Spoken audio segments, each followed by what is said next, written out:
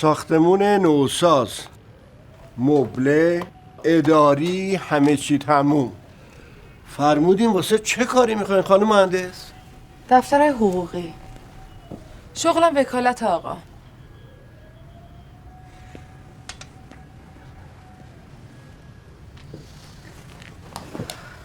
پسنده؟ بدک نیست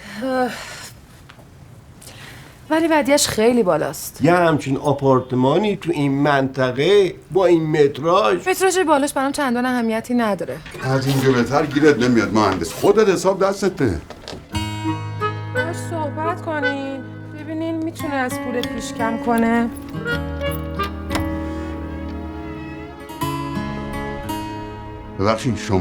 ببخشید شما؟ فکر میکردم صاحب آپارتمان یکی شناسه، اما انگاری کفتر 2 برجه است. به شما هم کلید داده؟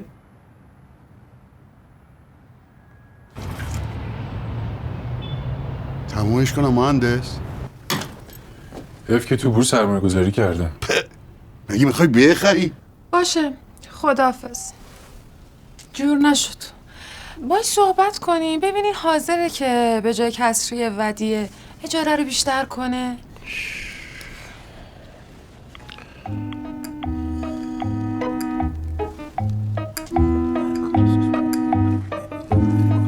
نه نمیشه.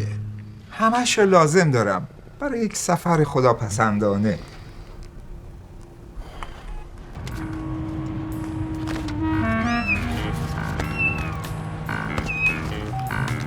سلام پیشی.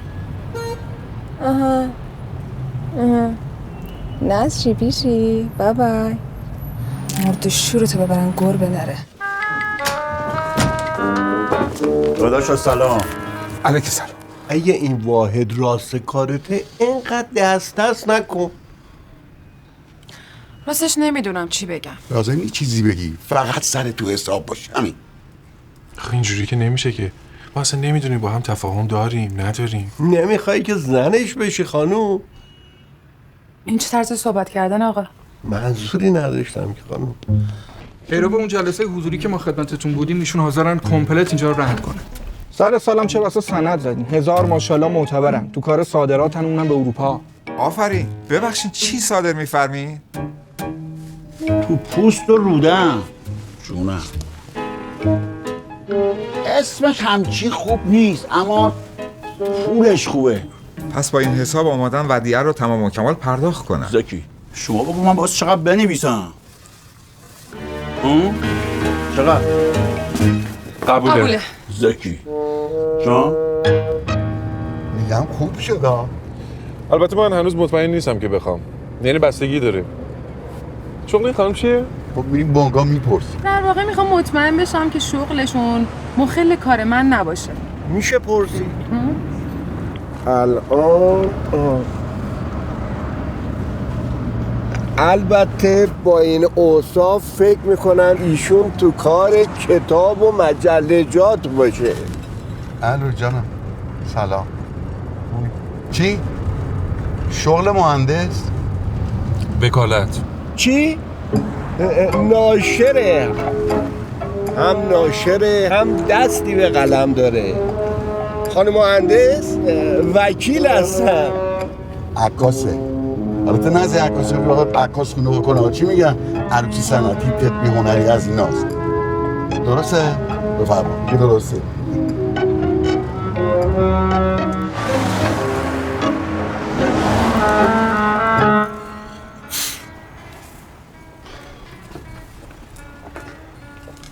بفرمایید. ممنونم آقای بزرگی.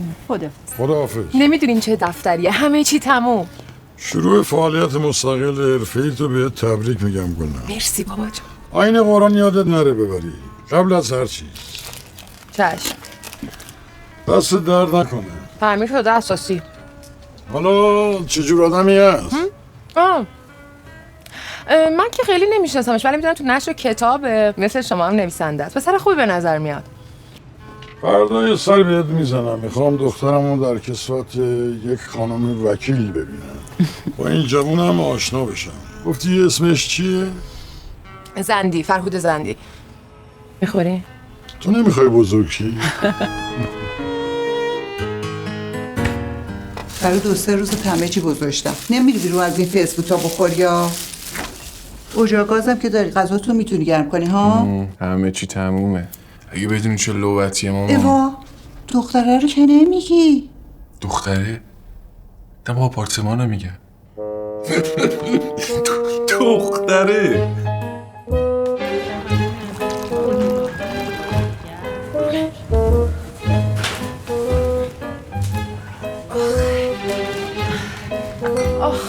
این قرآن یادم رفت.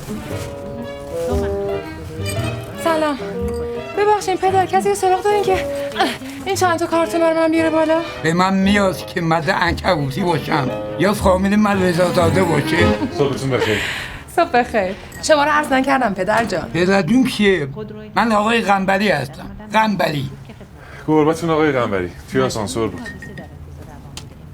ولشون بیا تو. من کمکتون میکنم. خیلی ممنون.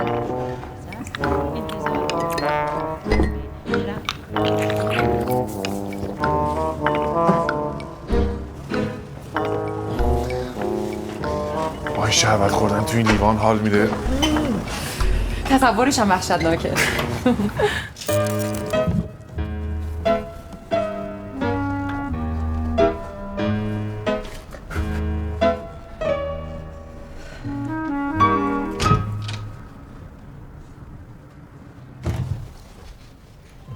شما فلاک ساختی؟ بله.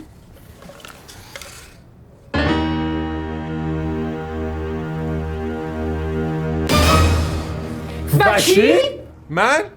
من گفتم ناشرم؟ خانم شما بودین که گفتین کارتون عکاسی هنریه. چه میدونم این عروسی صنعتیه. این که من بعض وقتا برای دلم عکس میدازم چرا ربطی به شغلم داره؟ تازه اون آرم نشر رو روی در ماشین چی میگی؟ اون؟ بله. خانم محترم چه حرفی شما دارید میزنید؟ مثلا شما اگه یه عروسک ببعی بزنین پشت شیشه ماشینتون بنده بعد فکر کنم شما کله پزی دارین؟ این ماشین من یه هفته است از یه انتشاراتی خریدم. اونم تازه قصی.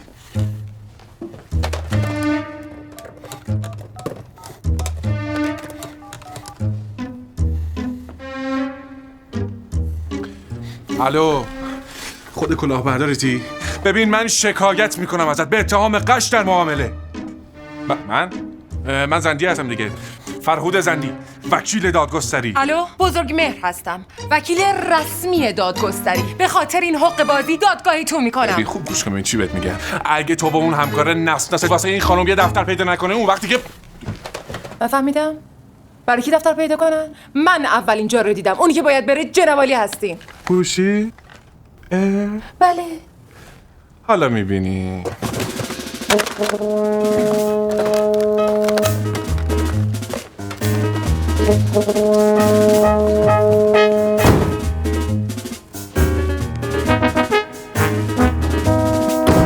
خودت که میدونی مینا جون، هر چی داشتم خرج بینیم شد. 3 بار جراحی کردم، آخرش هم اونی که میخواستم نشد. بار اول که عمل خیلی خوب فهمیدم.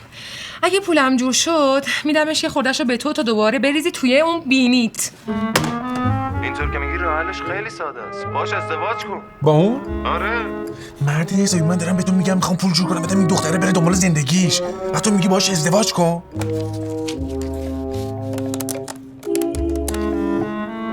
مسخره.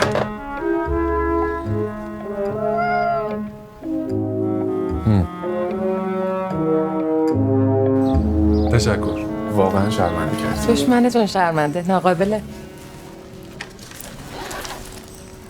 باشه. چیزی کام کس نداری؟ خیلی ممنون. ببینین.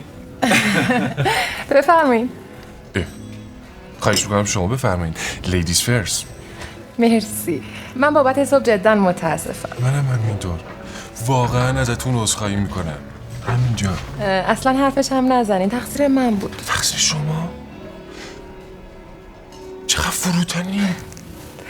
قهوه‌تون سرد نشه. حقیقتش اینه که من از صبح تا الان دارم خودمو سرزنش میکنم چون واقعا این من بودم که شروع کردم. اتفاقا من شروع کردم. برعکس این شما بودین که با رفتنتون تو اتاق این قضیه رو تمومش کردین. واو چقدر بزرگ. شما لطف دارین. برای همینم اومدم که تمومش کنم. با هم بریم بنگاه و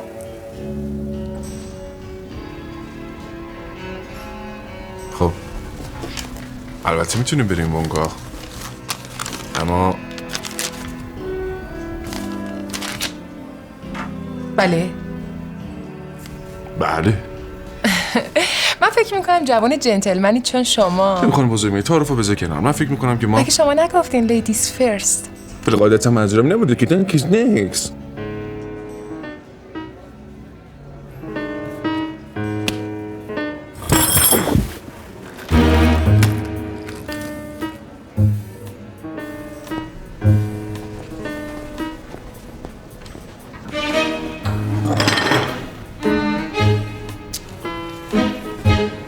ببخشید جناب، جسارته. اون خانم که همراه شما بودن حساب شما رو پس گرفتم. همینطور برنامه‌شو.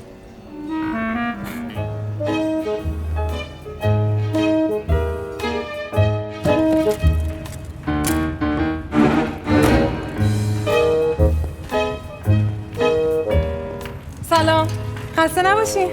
این دیگه چیه؟ قایق موتوریه. من فکر کردم که پل امیر بهادره.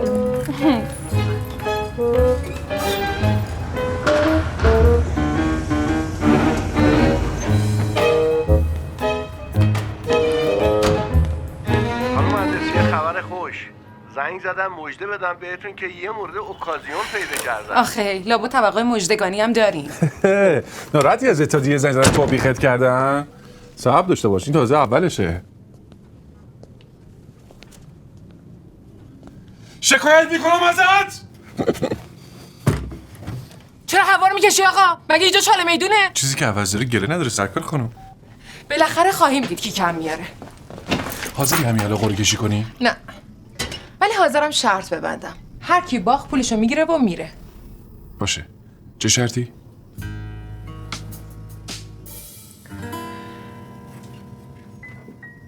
هر کی اول کار گرفت برنده است.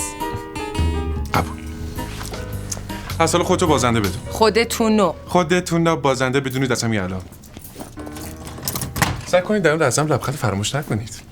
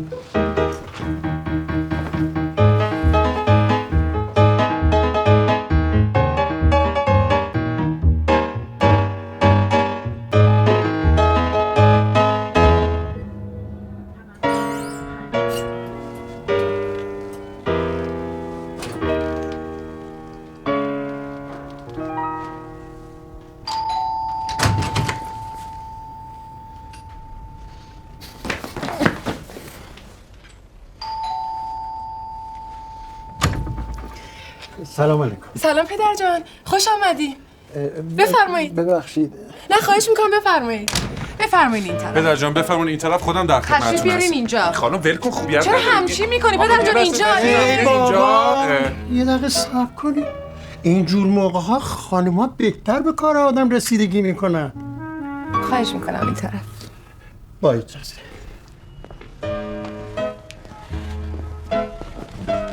راستی جلو پلاستو جمع کن و برو. جلو پلاستتونو. خیلی خوب همینی که گفتی.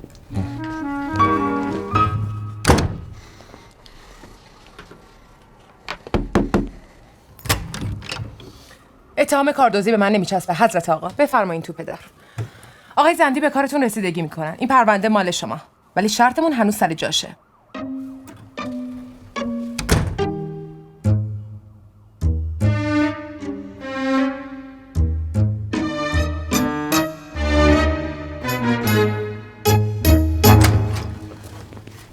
به خاطر این کارت تو قانون هیچ مجازاتی برای حالگیری پیش بینی نشده. شما بفرمایید. تکلیف نقصه من چی میشه؟ اقلا خشکه میدادیم خودم میگرفتم. آروم باش. چشم دارم میرم. چیزی نمیخوام دیگه ازتون.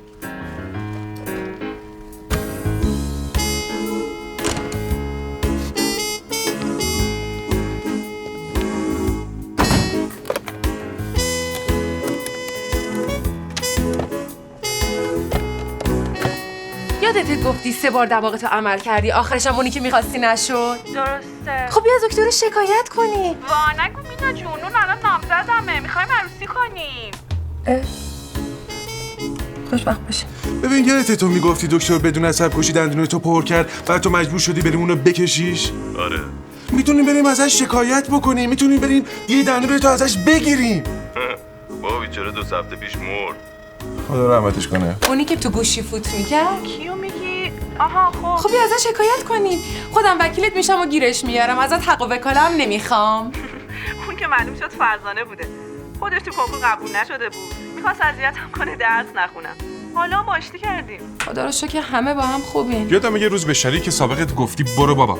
شریک سابقت یه نگاهی بهت میکنم و میگه شکمت بره. آره خب میتونی به اتهام توهین ازش شکایت بکنی. به شکمم توهین کرده. خب شکمتم تحت تکفل توه. خودم وکیلت میشم، اعاده حیثیت میکنیم ازش. لابد یه چیزی هم دستی میدی. قبوله. چقدر میخوای؟ فرهود تو که عاقل بودی. آره.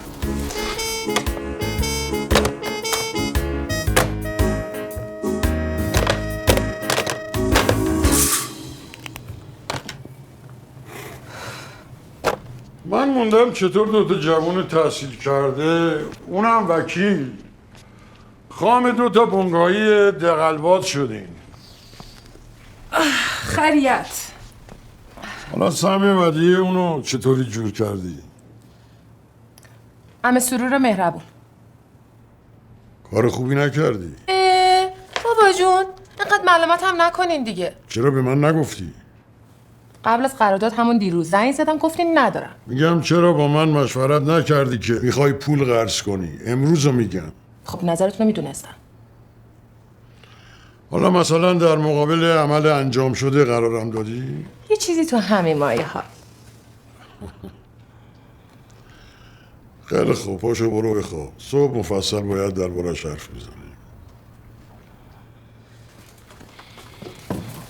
همین حالا حرف میزنیم. خوابم پرید. واقعا میخوای نظرمو بدونی؟ معلومه. اون موقع عصبانی بودم اما حالا اصلا میگین چی کار کنم؟ گذشت کن. اونم که تقصیری نداشته. درست مثل تو. آره؟ آره.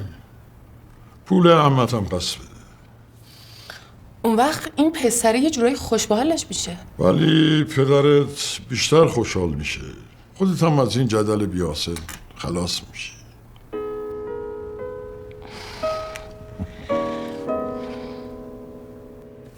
خیال نکنی کم آوردم ها. دلم برات سوخت. تازه‌شم. وقتی عموی عزیزم فهمید کلید دفتر خیابون فرشته‌شو داد بهم. دیدم اگه اینجا بمونم مدام باید اره بدم تیشه بگیرم. شاید شما از رو بیکاری دوست داشته باشی با خودت نون بیار کباب بربازی کنی، ولی من وقتی این بچه بازی‌ها رو ندارم. همین حالشم با این 2 تا پرونده‌ای که بهم پیشنهاد شده شرط بردم، ولی ترجیح میدم برم.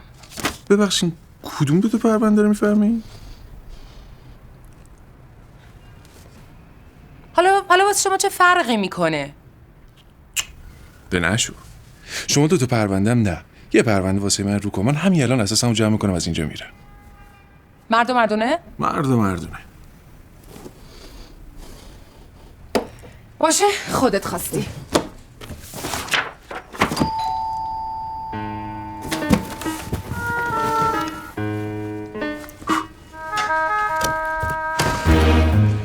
سلام، خوش اومدید.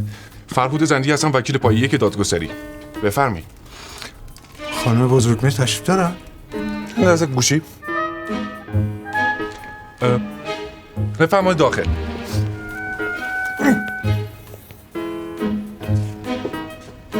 سلام. سلام. خوش آمدین. بفرمایید. بفرمایید. خیلی ممنون زحمت کشیدین. بفرمایید. سوختم. چه خبره؟ هیچی. بدون جنگه. برندش هم از الان معلومه. کی از دبی اومدی؟ دیشب. بفرمایید. بفرمایید. دیده بازدید فامیلی آقا فرود. غمت نباشه. این دو پرونده‌ای که بهم پیشنهاد شده، اوف، منم اینا. بابا. سیامک تا فهمید دفتر وکالت زدی گفت خب موردمون رو بدیم به مینا. موردتونو؟ همون خونه ارث پدری. اگه اشتباه نکنم که زمان ارث تو بود. بله بود، ولی اینو که میشناسی همیشه مدعی بود، هنوزم هست. چون قرار دعوا نکنیم اومدیم ایران با راهنمایی توی پرونده تشکیل بدیم و خودت هم دنبال کارهای قضاییش بری. به خصوص که تازگی‌ها شنیدیم دنبال یه پرونده خوبم میگردی. رای دادگاه هرچی هم که باشه ما قبول داریم. یعنی وکیل هر دوتون باشم؟ خب تو میتونی فقط وکالت سیامک رو بپذیری. که اینطور؟ اون وقت بنده و جنابالی بایستی راجع به محتویات پرونده کلی با هم اختلاط کنیم، کلی همدیگر رو ببینیم و وقت با هم بگذرونیم. آخرش هم با این ادعای الکی و پرونده بنجل جنابالی یه باخت مفتضحانه میشه اولین کیس حرفه‌ای من. نه خیر. پاشین جمع کنید. آقای سیامک خان، خب گوشتو وا کن. من فعلا قصد ازدواج ندارم. اشتباهت هم اینجاست دیگه. بله رو بگو برو دبی شهر رو بکن هممون رو راحت کن. نه.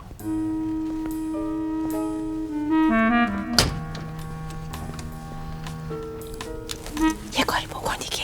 چی کنم؟ خب از دیدنتون خوشحال شدم. قضیه ناصر و بچه‌ش رو بگو.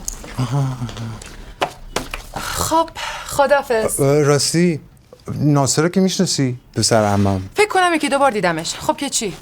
از زنش جدا شده. تو چرا خوشحالی؟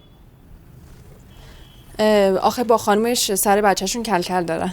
بچه؟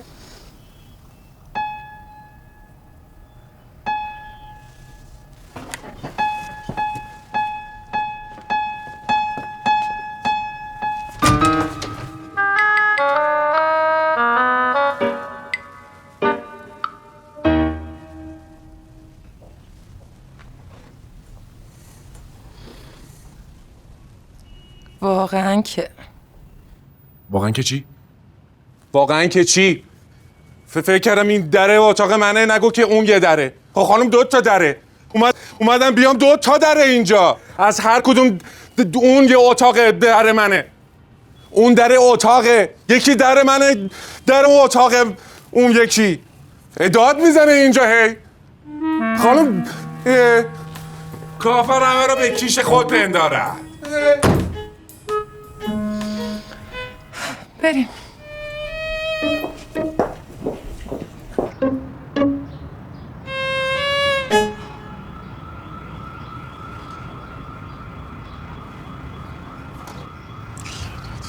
هرچند پوزه این پسره حسابی زده میشه، ولی نه، این اون کیسی نیست که من دنبالشم.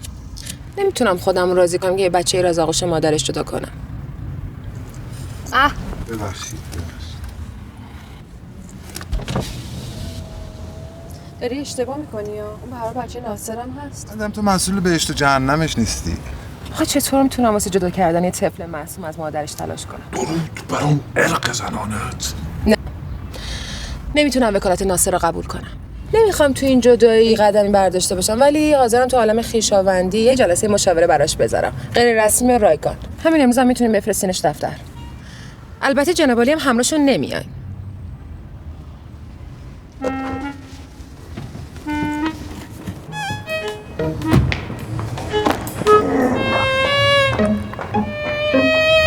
شما همیشه با آقایون اینجوری رفتار میکنین دیگه؟ نه که جنابالی از تحقیر آقایون قند تو دل داب نمیشه.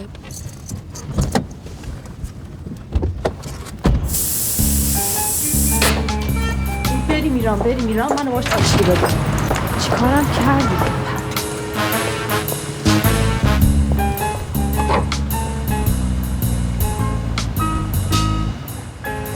چه عالی آقای زندی. اوه چه حسن تصادفی. مشکلی پیش اومده؟ پنچر شده. پنچر؟ اصلا خودتون ناراحت نکنید. بفرمایید. مینا جون 1-0. بله. سلام، من ناصر نیکو هستم. سلام، اول شما. بفرمایید، خواهش میکنم. آقا بزرگ چطورن؟ آقا بزرگ که 6 سال پیش فوت کردن خانم. آخه خدا رحمتشون کنه. حالا چرا دم در ایستادیم؟ بفرمایید، خواهش میکنم.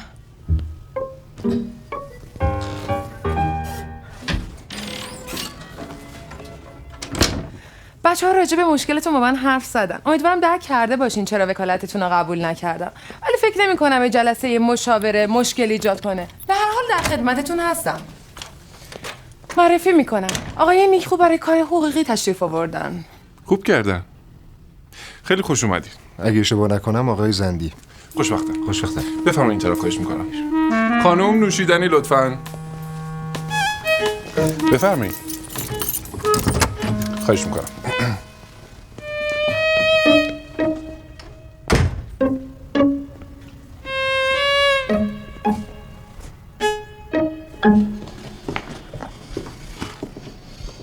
من نمیخوام این ماجرا خیلی باز بشه جناب زندی. با من راحت بشید. میتونید منو فرهود صدا کنید. بله. این که بالاخره پذیرفتم کارمو به وکیل بسپارم به خاطر همین جوان بودن و تازه کار بودن شماست. میدونین که قدیمی‌ها به خاطر شهرتشون به قول سینمایی آدمو اکران میکنن، در صورتی که من اصرار دارم همه چیز در سکوت و بدون هر گونه حاشیه برگزار بشه. منظورمو که متوجه میشین. چرا خاموش؟ چرا خاموش؟ خاموش؟ خاموش؟ از این بابت خیالتون کاملا راحت باشه. متشکرم. مخصوصا این دستیارتون. من همیشه از کار کردنم با فامیل پرهیز کردم. ایشون؟ حقیقتش اینه که من خودم هم خیلی راضی نیستم که با ایشون کار بکنم. به خاطر همین مطمئن باشید امروز اساسشون رو جمع میکنن و از اینجا میرن. انشالله. دبی؟ کی رفتی؟ نه نمیخواد برگردی. ببینم مگه قرار نبود ناظر رو بفرستین دفتر من؟ چی شد یه دفعه رفیق شیش دنگ آقا از آب در اومد؟ پس حتما کار اون خواهر 7 خطته. هنوز تهرانه؟ پس یقینا کار خودشه. ببینم هیچ شماره ازش داری؟ لااقل بگو اسمش چیه؟ کجا کار میکنه؟ محبوبه ابتهاج؟ خب مجله همشهری خانواده؟ خیلی خوب باشه، خدافظ. فرهود زندی ازت متنفرم. پس طبق قرار از پنجشنبه تا شنبه پیش مادر و بفرمایید.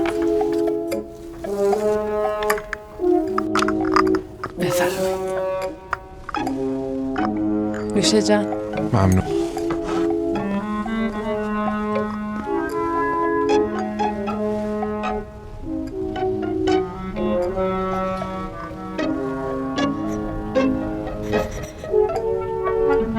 بفرمایید، خواهش میکنم. متشکرم.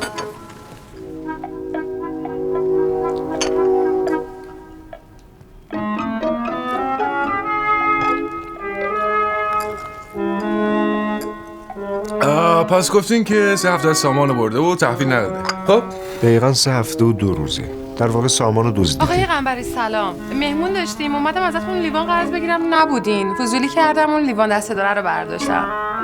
بله همونی که مال دندوناتونه. قربان شما، خداحافظ.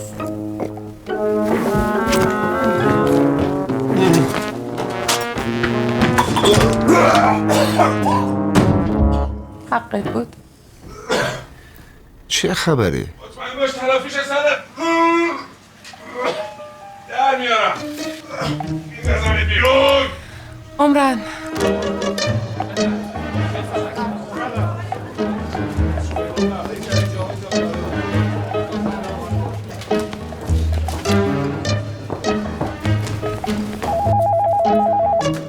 الو، دفتر جدید سردبیر. بده من.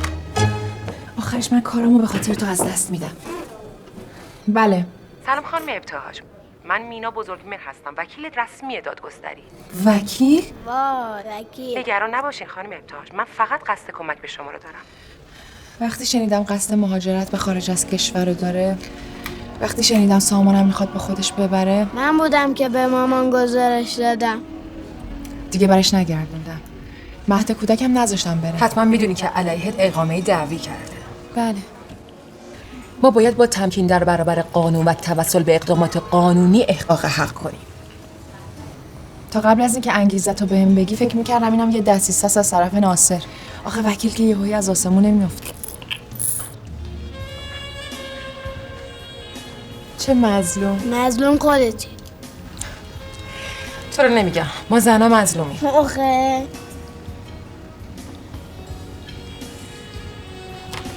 شماره ناصر رو بهم بده. آقا ناصر چه زود فامیل میشه. بله. شما؟ وکیل ناصره. بله. بگو با وکیلم تماس بگیر. دهانتون رو شیرین کنین، من شرط بردم. به قول بابای عزیزم یه نمایش ضعیفه. آره درسته، نمایش قوی تخلیه اتاق یک تراژدی تمام عیار برای شما. تراژدی واقعی که توی لیوان شربتتون بود که هر چی هم شیرینی بخوری مزهش نمیره. ببین خانم کوچولو. خانم کوچولو خودتی. خیلی خوب خانم بزرگ. من شرط بردم، خودت هم دیدی. پس هر چه زودتر باید جلو پرستت رو جمع کنی و اما مطمئن باش قبل از رفتن تلافی اون عمل زشت سرت در میارم. در ضمن اگرم دیدی بیکار بودی میتونی بیای پیش خودم، شاید چیزایی یاد گرفتی. ببین بنده خدا، بهتر تو یه فکری بری برای خودت بکنی که اگه کاردوزی نکرده بودی همین یه دونه پرونده رو نداشتی. از رنگین بود، مفت چنگم. شب دراز است و قلندر بیدار. باشه. بله. سلام. باجیرم علی نبودم. ببخشید. خدا ببخشید. من زندی هستم، وکیل همسر سابق خانم ابتهاج. امرتون رو بفرمایید. الو. بگین میشنوم. الو. گفتم که میشنوم. تو چطوری؟ خوبم. گفتم چطوری؟ اون دیگه یه راز حرفه‌ایه. دیدی شرطو نبردی؟ ببین از رو میبرمه. نه. شرط میبندی؟ سر زندگیت به درد من نمیخوره سر اینکه هر کی نتیجه دادرسی رو واگذار کرد دومشو بذاره رو کولشو. برو که رفتی. حالا میبینی. اگه نباختی اسممو عوض میکنم. میذاری چی؟ هرچی تو بگی. زیزی گلو. قبوله. خیلی هم بهت میاد. خیلی بهتون میاد. آقای زندی میخوری؟ بخورید.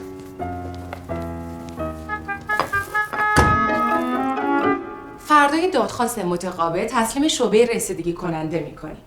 یه وکالتنامه تنظیم کردم که باید امضاش کنید. خواسترم صدور حکم ممنوع الخروج شدن سامان تعیین کردم.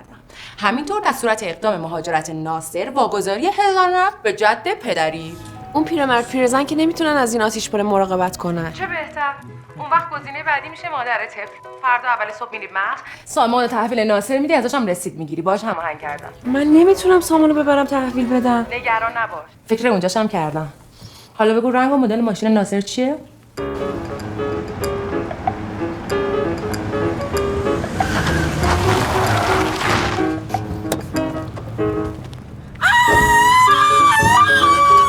حواستون کجاست؟ من حواسم کجاست یا شما؟ معلومه که شما وگرنه نمیپرسیدم. خیلی خوب، همین شما پیچیدین جلوی من.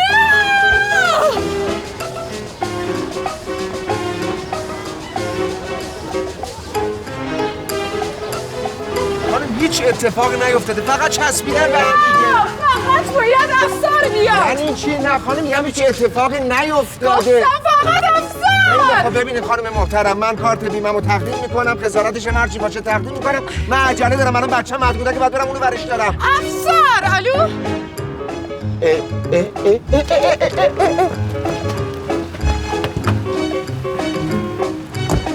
الو محبوب سامان پیشته؟ خیلی خوب ناصر داره میاد. بودو خدافظ.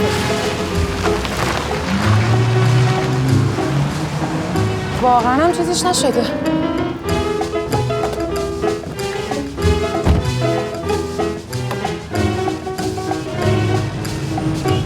سوتی اول دزدیدن سامان اشتباه محض بود. سخت در اشتباهی رقیب. تقویم تو یه نگاهی بکن. طبق قرار قانونی دوباره بچه از امروز تا صبح یک شنبه مال مادرشه. تو دادگاه میبینمت. جناب رئیس، طبق مفاد مندرج در دادخواست تقدیمی خانم محبوبه ابتهاج مدتی قبل با انقضای مدت قانونی 3 روز در هفته که میتونستن فرزندشون رو نزد خودشون نگه دارن از تحویل طفل به پدر استنکاف ورزیدن. لذا جناب رئیس، طفل تحویل خواهان شده. اینم رسیدش. آیا این خود تایید میکنید؟ بله. جناب رئیس، لطفاً اقرار خواهان در صورت جلسه قید بشه. جناب رئیس، در قبال ارائه رسید مذکور از خوانده این برگه اخذ شده که به قرینه میشه ازش عدم تحویل 25 روزه طفل رو نتیجه گرفت. لطفاً ضمیمه پرونده بشه. و اما درخواست ما ارائه تعهد قانونی برای عدم تکرار این قبیل اقدامات از طرف خوانده است. متشکرم. جناب رئیس، اقدام موکل من صرفاً واکنشی بوده در قبال مهاجرت قریب الوقوع خواهان به همراه طفل. به این مطلبم رسیدگی میشه. موکلتون کجا هستن؟ پیداشو میشه. بسیار خوب. بفرمایید لطفا. بسیار خوب. اجالتا میپردازیم به دعوای متقابل. تایید میکنید قصد مهاجرت و اقامت در خارج از کشور رو داری؟ خیر. صغیر نیستن که شما از طرف ایشون جواب میدین؟ وکیلشون که هستم خانم. خطاب دادگاه به شخص خوانده بود آقای زندی. بله. ببخشید. خیر جناب رئیس، همچین قصدی نداشتم. ادله ادعاتون چیه شما؟ کپی برابر اصل یک آگهی که به درخواست آقای نیکخو در یکی از روزنامه‌های کثیرالانتشار چاپ شده بود، مبنی بر حراج لوازم منزل. برای تبدیل به احسن بوده. پس چرا خطاب وکلا به دادگاه باشه. چشم. پس چرا در آگهی قید شده به نازل‌ترین قیمت به علت مهاجرت؟ برای بازارگرمی؟ خیلی این کارو میکنن جناب رئیس. جرم که نیست. مثلا قرار بود همه چی چرا خاموش باشه. تمام جیک و پیکمون ریخ رو داریه. عوضش طرفمون بور شد. خانم بزرگ مهر موکلتون نیومدن. دیگه باید برستم. خیالم از مطلعین راحت باشه. راحت. بردنشون لواسون خونه یکی از همکارم امکان نداره به فکر محبوبه برسیم. اومدم. سلام.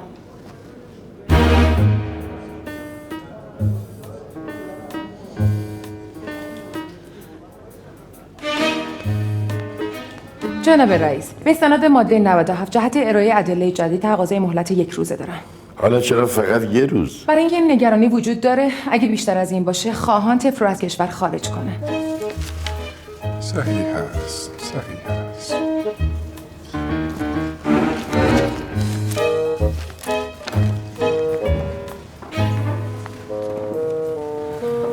امروزه که گن زدیم ولی هر طور شده باید امروز و فردا پدر مادرش رو پیدا کنیم، حتی اگه رفته باشم مریخ.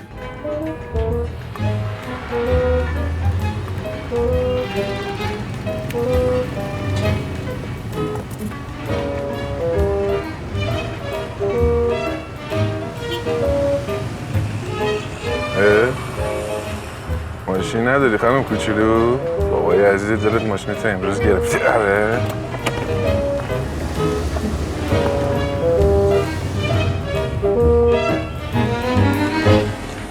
خانم برسونمتون.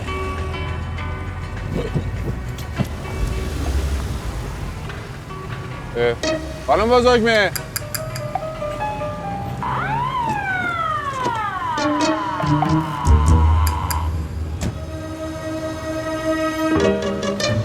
مزاحمتونم خانم. بله خیلی هم پرروان.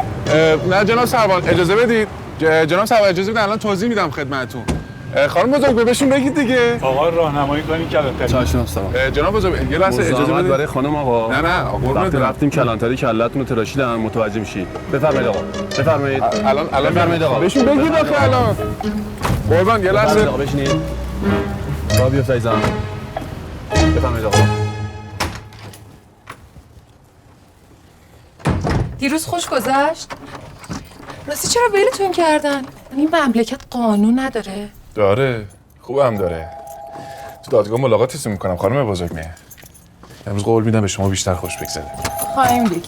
در ضمن داریم میریم پایین یه سلامی به آقای قنبری هم برسون.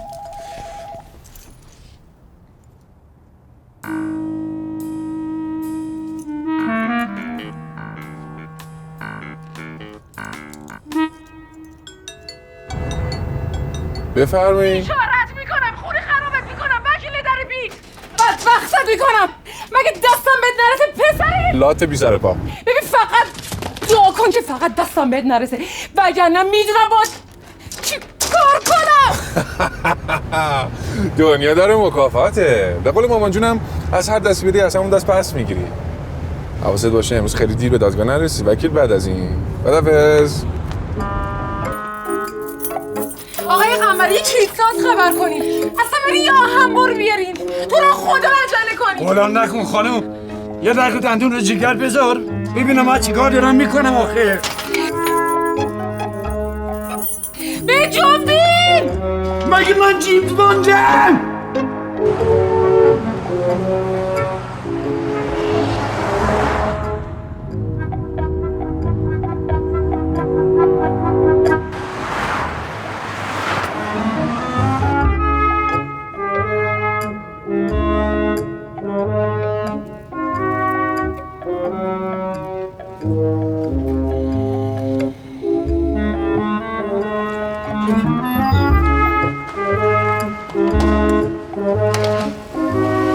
سلام جناب قاضی، من مینا بزرگمهر هستم، وکیل خانم ابتهاج. باید یه توضیحی بهتون بدم.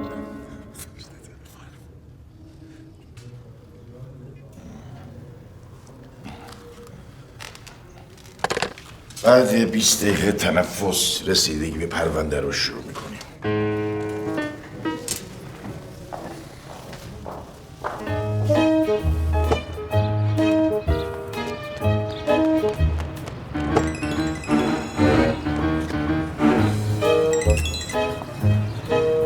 الو مینا، هیچ معلوم هست شماها کجایین؟ پس کوشن این دوتا. مگه نگفتی سامان گفته که ناصر میدونه کجا فرستادتشون؟ الان لباسونین؟ الو الو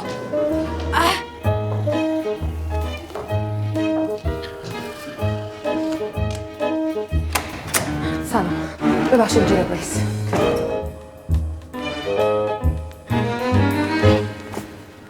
بارکش به منزل نمیرسه. برس محبوبه. خانم بزرگمهر، قرار بود امروز شما با ادله جدید تشریف بیارید، ولی نه موکلتون اومدن نه مطلعین رو آوردین. متاسفانه دادگاه بیشتر از این نمیتونه منتظر بمونه، لذا ناچارم ختم دادرسی رو اعلام کنم.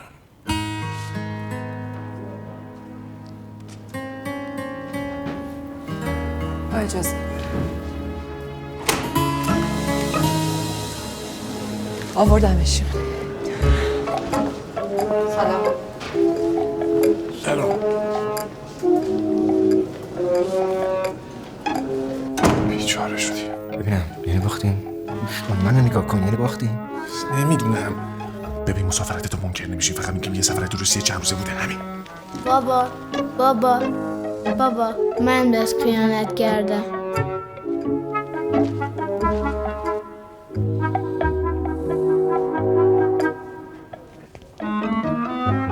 تا من زنده نمیذارم این بچه رو ببری ینگ دنیا.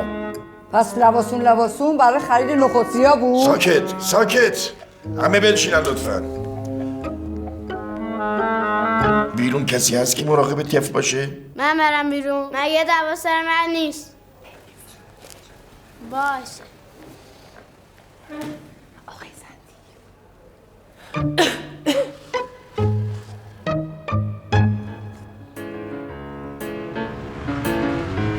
مژده بده محبوبه، سامانت ممنون خروج شده.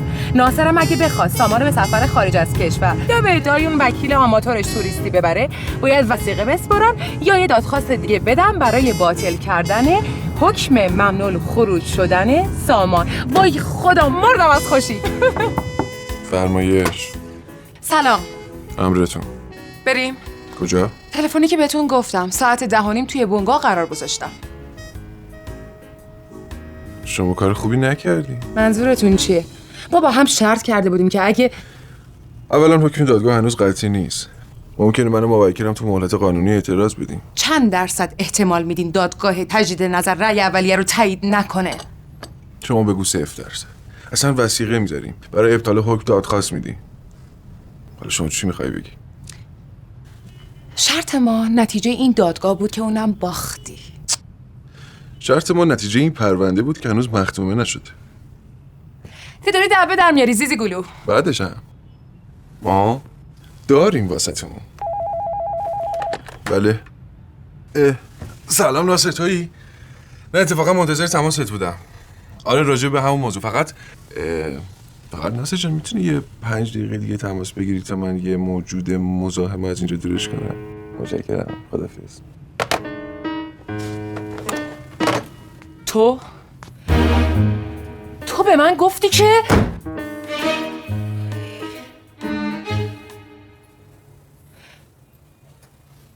دارین برامون؟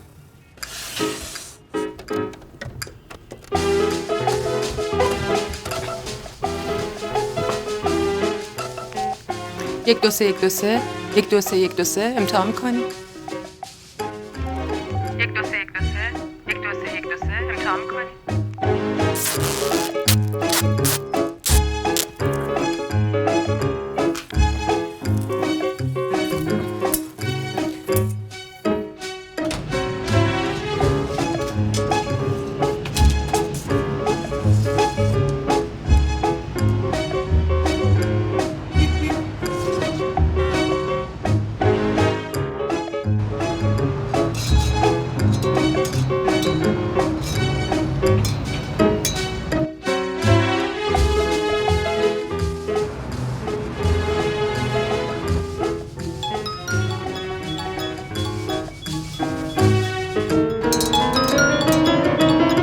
ناصر یه لحظه پوشی؟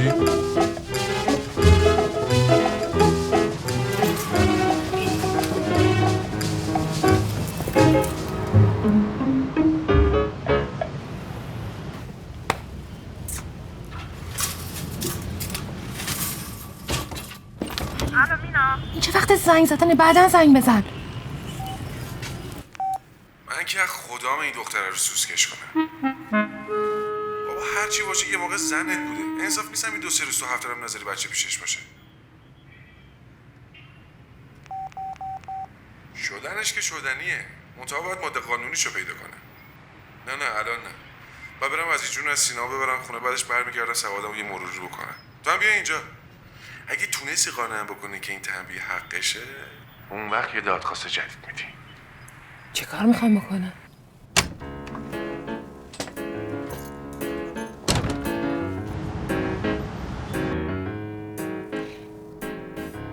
پل امیر بهادر.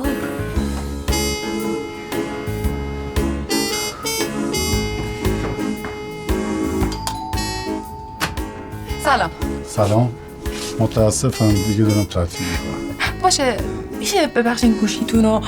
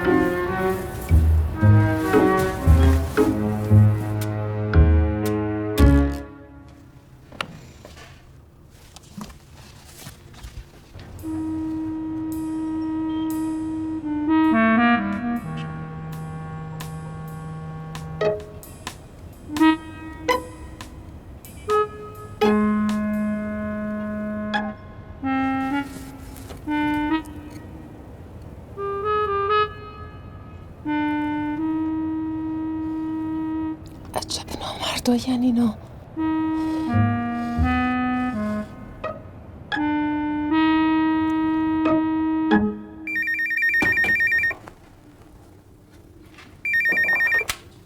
بله. سلام، چطوری؟ گرفتاریت برطرف شد؟ خب پاشو امشب بیا اینجا. به بابام گفتم امشب خونه تو هم. محبوبه نمیتونم برگردم. کجا برگردی؟ تو اونجا چی کار میکنی این وقت شب؟ چطوری رفتی اونجا؟ از پنجره. اونم مثل مخ خودش خراب بود. باور کن دیوونه ای. فعلا که اونا میگن تو دیوونه ای. من دیوونم؟ کیا میگن؟ پتومت. خب ناصر و فرهود دیگه. اگه بدونی چه خیالی دارن. رو که با هم مشاهده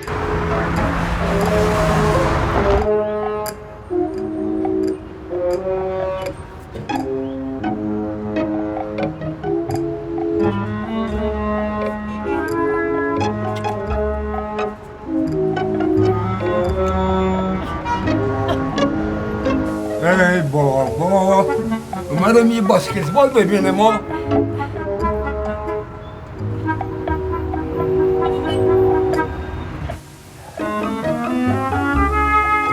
آدم مسخره کردن، یا نشون ندید یا برفک رو مندازید.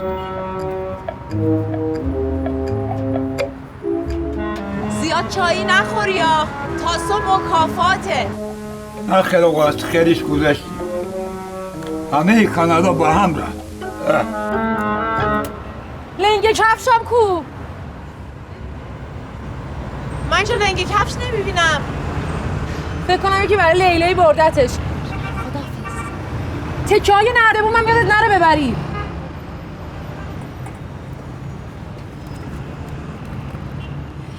طبق ماده 257 آیین دادرسی مدنی، دادگاه میتونه به درخواست هر کدوم از طرفین قرار ارجاع ادعا رو به کارشناس مربوطه صادر کنه که در مورد تو کارشناس روانپزشکه.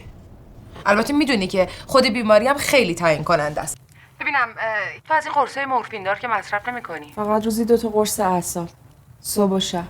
این مریضی هم از وقتی شروع شد که این طلاق و طلاق کشی‌ها شروع شد.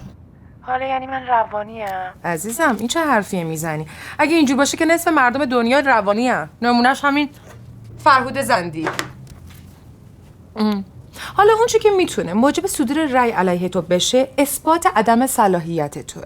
مثلا رفتار نامناسب با سامان. عزیز دلم، خب بالاخره هر مادری میتونه بعضی وقتا به بچهش تشر بزنه، ولی حتما اینا اقدام میکنن. راستی سر شب گفتی یه آتوی از ناصر داری؟ تریاک؟ تو مطمئنی؟ یعنی مطمئنی که اگه بره آزمایش بده ثابت میشه؟ اگه ثابت نشه بیچاره ای ما. ولی اگه بشه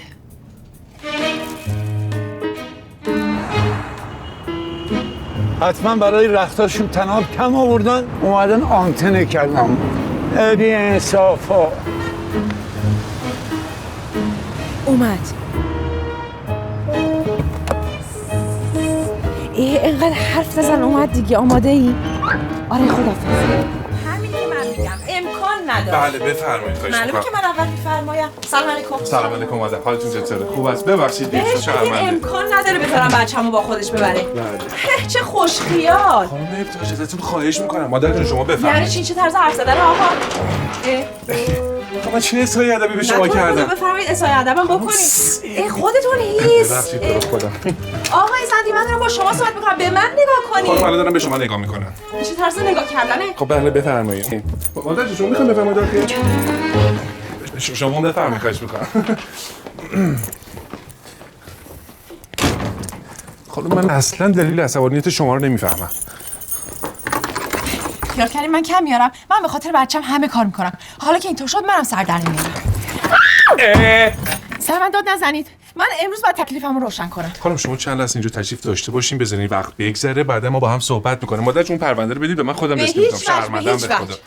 من اصلا با شما موکلتون حرفی ندارم بزنم. آقا من فقط یه پیغام دارم شما بعد بهش برسونید. بفرمایید خواهش می‌کنم. این مادر جونم باید شاهد باشم. مادر جون بفرمایید. من دست بنداز با من چیکار داری؟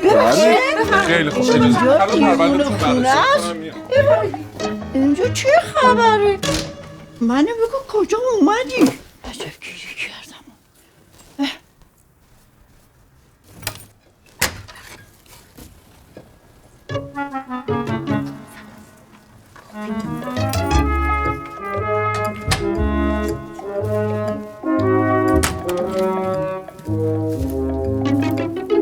با خدا مرگم بده. خانم ابتاج من واقعا نمیفهمم. دادگاه هم که آخه به نفع شما رأی داده که. رأی داده که داده؟ یعنی چی آقا؟ اصلا خوب کرده رأی داده. اصلا من هیچ صحبتی با شما و موکلتون ندارم. این پرونده هم داره روال عادی خودش رو تو دادگاه طی میکنه. خدا نگهدار. آقا معلوم نیست اینجا چه خبره؟ دفتر وکالته؟ خونه است، دیون خونه است، یا اینکه استغفرالله مادر جان استغفرالله خدایا توبه توبه توبه. مادر جان صبر کنید من توضیح میدم خدمتتون. مادر جون بی مادر جون.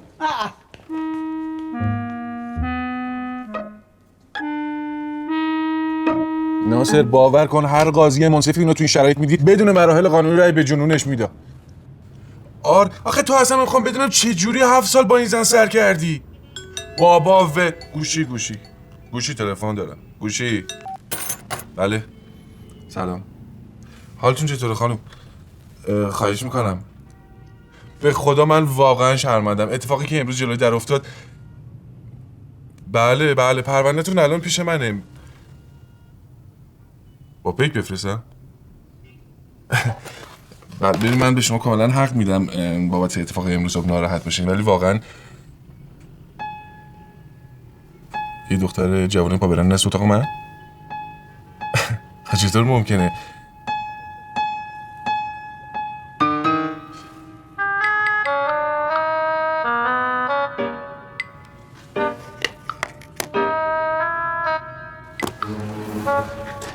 یعنی ممکنه؟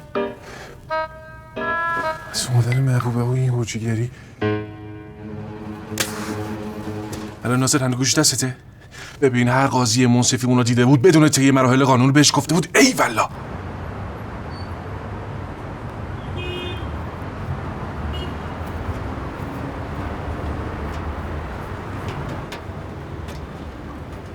پس اینجا خبرایی بوده.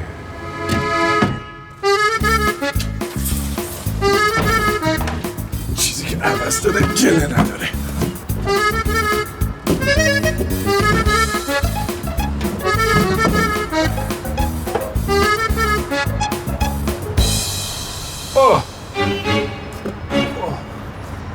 دیوانه.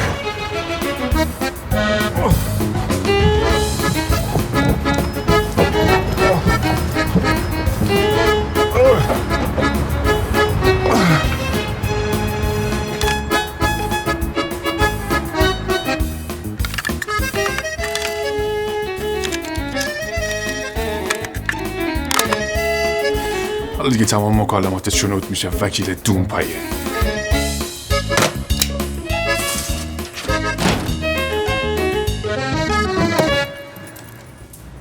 صبح بخیر آقای قنبری. صبح شما هم بخیر خانم. این کاغذ رو از دادگاه آوردن، منم جسارتا جای شما امضا کردم. خیلی ممنون. شما این قایق موتوری منو ندیدی؟ پل امیر بهادر؟ آره همون. این سیم آنتن بالا رو نمیدونم کدوم بی پدر مادری رفته قطع کرده، بخوام برم وصل کنم همجور معطل مونده. دادخواست دادن بابت عدم صلاحیت تو و همون بهانه عدم تعادل روانی. خودشون دیوونن. قیافه این زندیه دیدنی اگه بفهمه ما هم عدم صلاحیت ناصر معتاد رو درخواست کردیم. ناصر تو چیزی میکشی؟ من نه جون تو. نه بابا، فقط یکی دو پاکونم واسه تسکین.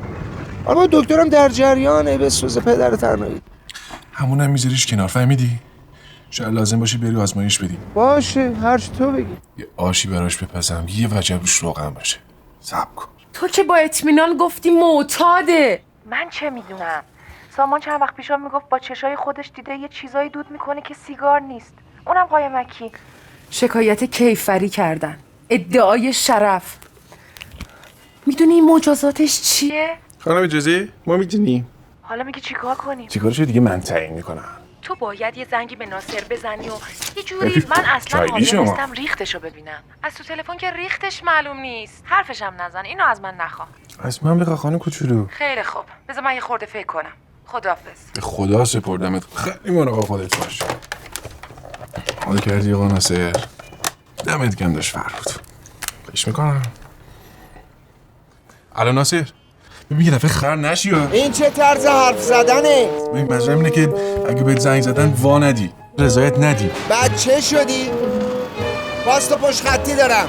خودشه. سلام آقای نیک خوب. بله سلام. بلند صحبت کنین. مادر خوب هستن؟ به مرحمت شما، امرتون. میخواستم راجع به اون اتهامی که سهوا توی دادخواست من وکیل دارم خانم، با ایشون صحبت کنین. عمران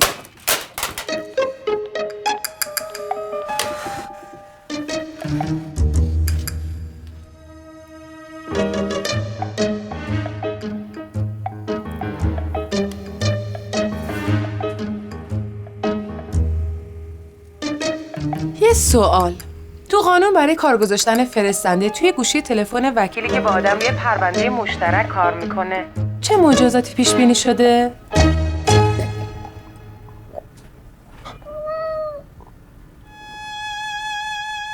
پس بنابراین شما این دادخواست ادعای شرفتون رو پس میگیرین و دیگه هم پیگیرش نمیشین و شما هم قضیهشون رو بیخیال میشید. ولی مجازات افترا ابداً با شنود قابل قیاس نیست. البته خب اثباتش هم کار خیلی ساده ای نیست. قطعاً اثر انگشت روشه، روی تلفن و خود گوشی. حالا که فکر میکنم میبینم غیر از افترا اتهامات دیگه هم به شما وارده. مثل اسراق سم، دزدکی وارد شدن به حریم حرفه‌ای وکیلی که دارین باهاش روی پرونده مشترک کار میکنین. با یه شاهد نیمبند که چه چارش هم حسابی نمیبینید چیزی ثابت نمیشه.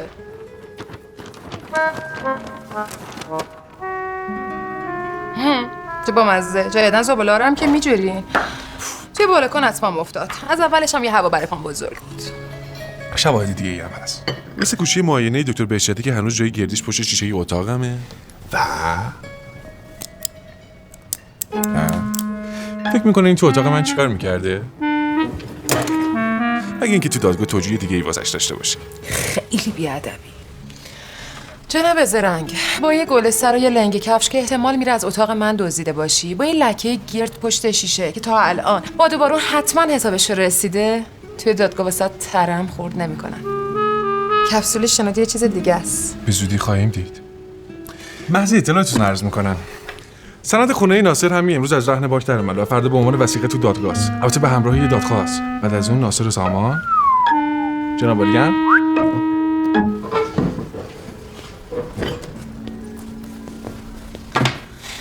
اصلاً منصفانه نیست. قانونی که اجازه بده یه مرد طفل 5 ساله‌ای رو به پشتوانه یه وثیقه چند میلیونی از مادرش جدا کنه اصلاً عادلانه نیست. دوستانه بگم شما میتونید برین واسه خودتون تبلیغات بکنین، تو انتخابات شرکت کنین، نماینده مجلس بشین، البته که صلاحیتتون رو رد نکنن. اون موقع یه طرح بدید واسه تغییر قانون.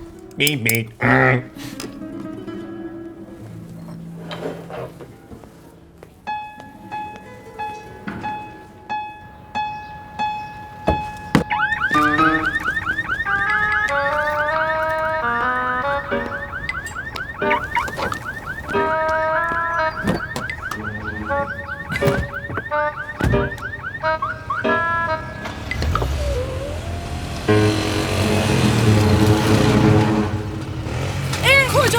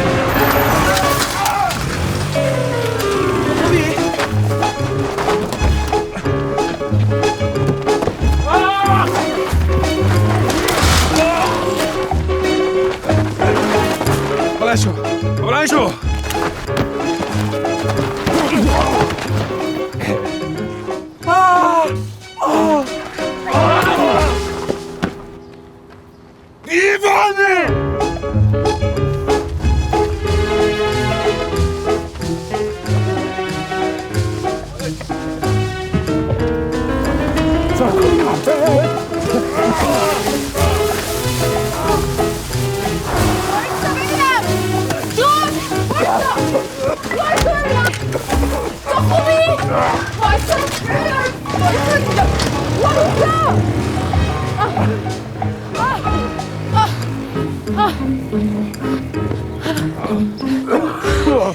خوبین؟ بله معلومه که خوبم. زخمی شدین؟ چیز اصلا مهمی نیست. حالا موفق شدین؟ بله حسابی ادبشون کردم. خب خدا رو شکر. کجاست؟ کجاست؟ چی کجاست؟ کیفم دیگه؟ اونو دزدیده بودمش. دزدی؟ من فکر کردم اونا مزاحمتون شده بودم، منم حسابی حالشون جا آوردم همین. واقعا که نابغه این. میدونم. بیا خوبی کن.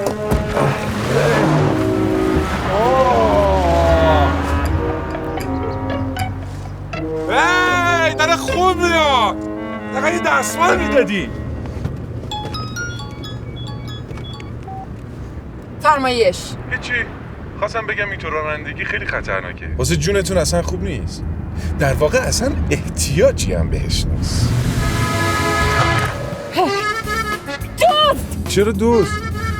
خانم بنده یه امانتی خیلی کوچولو توی گوشی تلفنتون داشتم که اونم ازتون برداشتم. خیلی هم سپاسگزارم.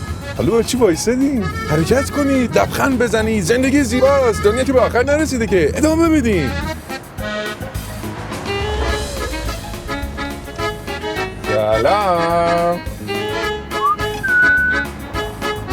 همین حالا به انتقام چیز دزدی ازت شکایت میکنم. نشونت میدم دوست. واسه چی خانم؟ 2 نفر سارق اومدن کیف جناب عالی رو دزدیدن، بعدم از روی جوانمردی و اخلاص اومدم تعقیبشون کردم، کیف شما رو چنگشون در آوردن تا تقدیمتون کنم. چه حرفی شما دارید میزنید؟ تازه توی درگیری زخمی هم شدم. اینا اینجا. کاش مش خورده بود توی چشت. همین فردا صبح وثیقه و دادخواست برای ابطال ممنوع خروجی سامان تو دادگاه است. بهتر به فکر دفتر وکالت دیگه باشی خانم کوچولو. حالا برو واسه آقا جون تعریف کن چقدر زرنگی.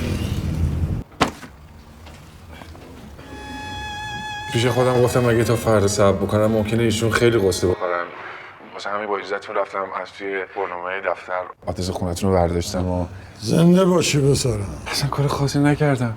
وظیفه من بوده. به هر حال دیگه ایشون حق دارن بگردن ما. بینی شما هم تو همین حادثه. اصلا چیز خاصی نیست. اصلا خودتون رو نگران نکنید. به هر حال حس رفاقت و همکاری به درد دیگه همچین موقع‌هایی میخوره دیگه. چقدر فروتن پس فطرت. اینا بفهمه کیفش پیدا شده خیلی خوشحال میشه. در حال لطف کردی پسر. من به عنوان یه مرد فقط وظیفه‌مو انجام دادم. آخی ناز چی الهی؟ بریزی مرخصی میفرمایی؟ خیر پیش. خدا نگهدار. سایه عالی کندش ایشالله.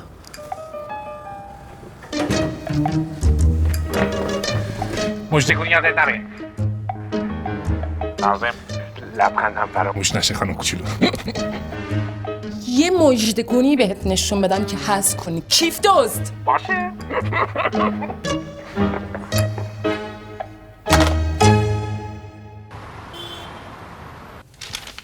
حالا همچین عجله‌ای هم تو کار نبود. میتونستی یکی 2 روز دیگه هم بمونی. تا همین حالش هم بیعقلی کردم آپارتمان عموی عزیزم رو گذاشتم شدم همسایه جناب عالی. شاید موندی من بعد از رو دست کی تقلب کنی؟ کجا؟ درسته که دارم میرم ولی اینجا هنوز اتاق منه. حریم خصوصی سرت نمیشه؟ حالا اتاق کارتون بوده. اتاق خونتون که نیست که. بیرون. اصلا داری سهم ودیعه منو بدی؟ تا آخر وقت امروز حاضره. پس بگو برای چی دماغی؟ هرچند اعتباری نداری ولی میتونی چک بدی. منتها روز باشه. آماده است. منتها باید زحمت بکشید بخوابونید به حساب تا فردا پاس بشه. اول تعهدنامه. تعهدی چی؟ مبنی بر فسخ قرارداد مشارکت اجاره بلافاصله پس از پاس شدن چک. میدونین که گربه نره هر تو سفره. تا شما بنویسید و امضا بکنید من میام خدمتتون. بله. سلام ناصر تویی؟ خوش زنگ زدی. این لحظه که نتونستم کاری بکنم. به جون خودت ناصر مردم تا خودم رو راضی کردم بابت پول باهات حرف بزنم. اما خب بهت گفتم که آخه برای چی؟ شرمندتم جون سامان. این چند روزه دارو ندارم و نقد کردم تا تونستم 3 سال قسط بانکو یه جا بدم که این سند آزاد بشه. کاش دیروز میگفتی. حالا چه کد دادی؟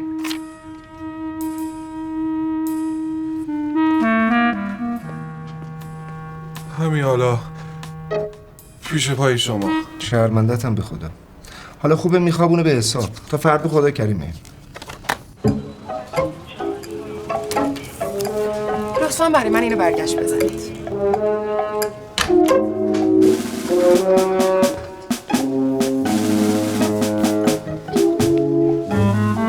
سرکار بد نبود محض احتیاطی دستبند نبش بزنین و اینم از مژدگونی که میخواستی. من با آدمای خلافکار توی آسانسور نمیرم. مرد حسابی آدم حقه یا خانومو میخوره آخه. با تو هم میخوای بدی سر منو بتراشن آره؟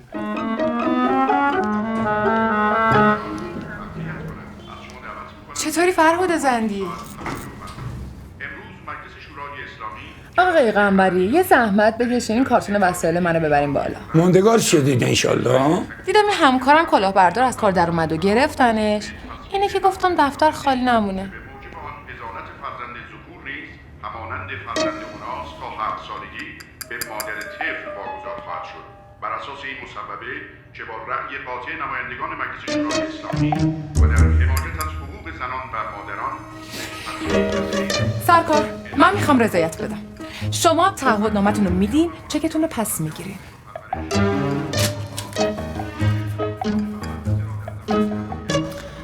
بهتره شما به فکر جا مکانی برای خودتون باشین. وکیل بعد از این.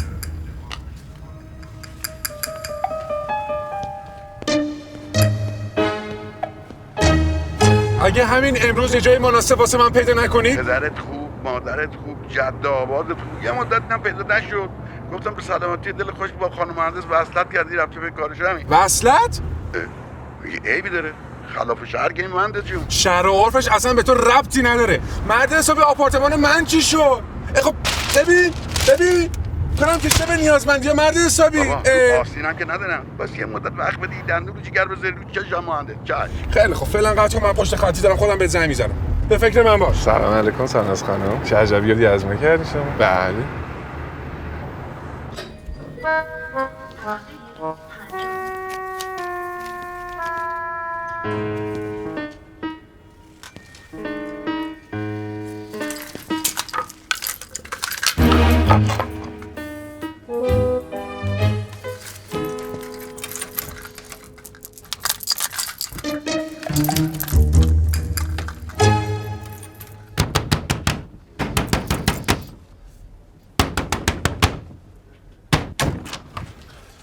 با اجازهتون قفل در عوض کردم.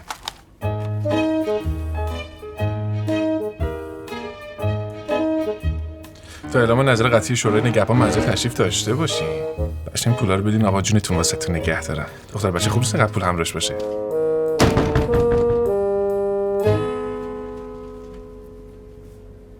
به 3 شماره. به 3 شماره اگه در رو من باز نکنی رو مأمور باز میکنی. برو با بزرگترت بیا خانم کوچولو. 1 2 3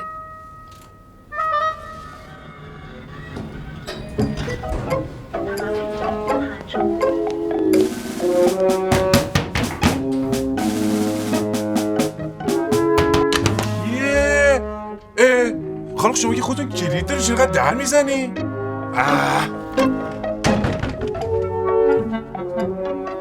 چرا میگه سرکار قفل عوض کرده؟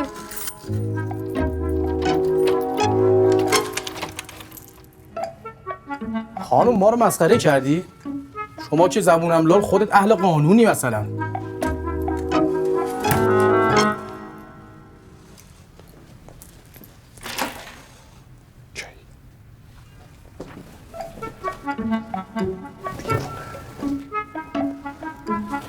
ها خدا شفاعت بده انشالله.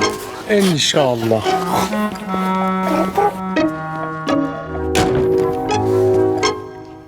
انشالله. چی بهش گفتی دغل‌باز؟ بهت میگم چی بهش گفتی که اینو گفت؟ صبر کن اگه دیوونت نکردم، اگه اشکتو در نیاوردم. منو اشک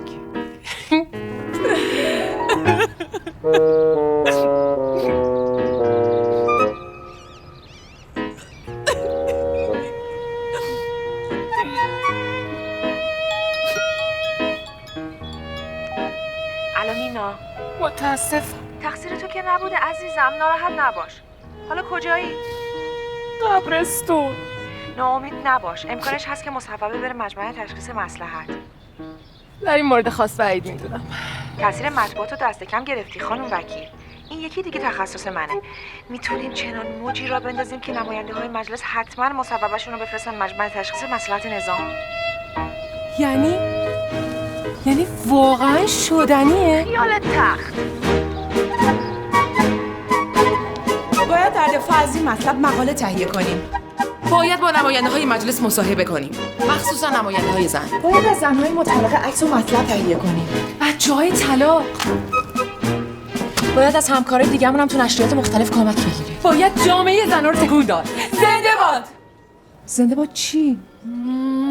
زنده باد مادران تنها. زنده باد مادران تنها. این دکتر ضعیف جلم شنگه ای رو انداخته. چرا ما هیچ کاری نمی‌کنیم؟ واقعا چرا ما نشستیم و هیچ کاری نمی‌کنیم؟ تو مگه نمیگفتی رفیق شیشه دبیر این مجله راه نرفته است؟ مگه نگفتی زنش طلاق میخواد؟ خب چرا ضد موج نمیزنی؟ مگه قرار نبود همه چی بی سر و صدا اتفاق بیفته؟ کار از این حرفا گذشته. پای شرف در میونه. بله آقا. نه بفرمایید. بله.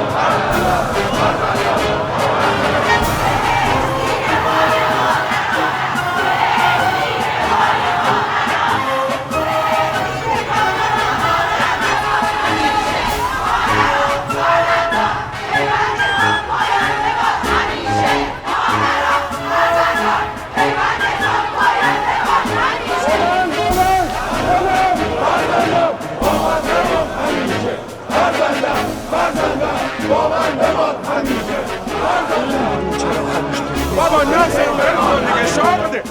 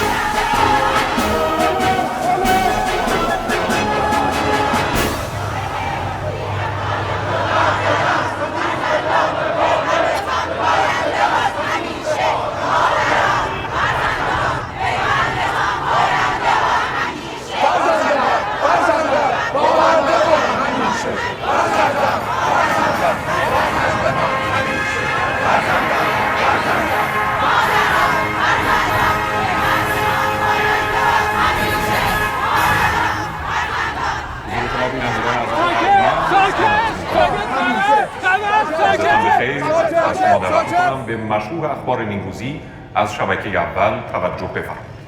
مصوبات امروز مجمع تشخیص مصلحت نظام. در جلسه امروز مجمع تشخیص مصلحت نظام طرح تصویبی نمایندگان مجلس شورای اسلامی در خصوص حضانت فرزندان ذکور که موادی از آن از سوی شورای نگهبان مغایر شرع شناخته شده بود مورد بحث و بررسی قرار گرفت. در این جلسه پس از رفع ایرادات شورای نگهبان قانون اساسی و اعمال برخی تغییرات این طرح مورد تصویب مجمع تشخیص مصلحت نظام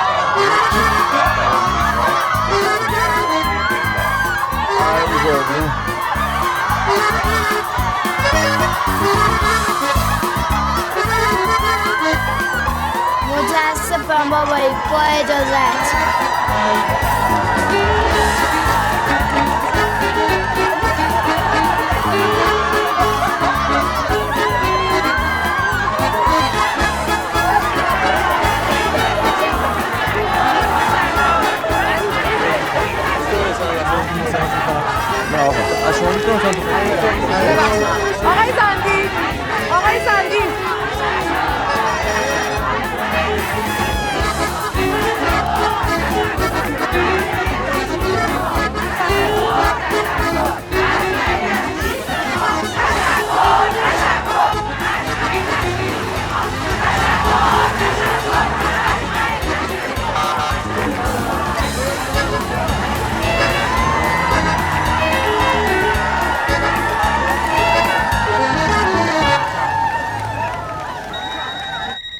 بله.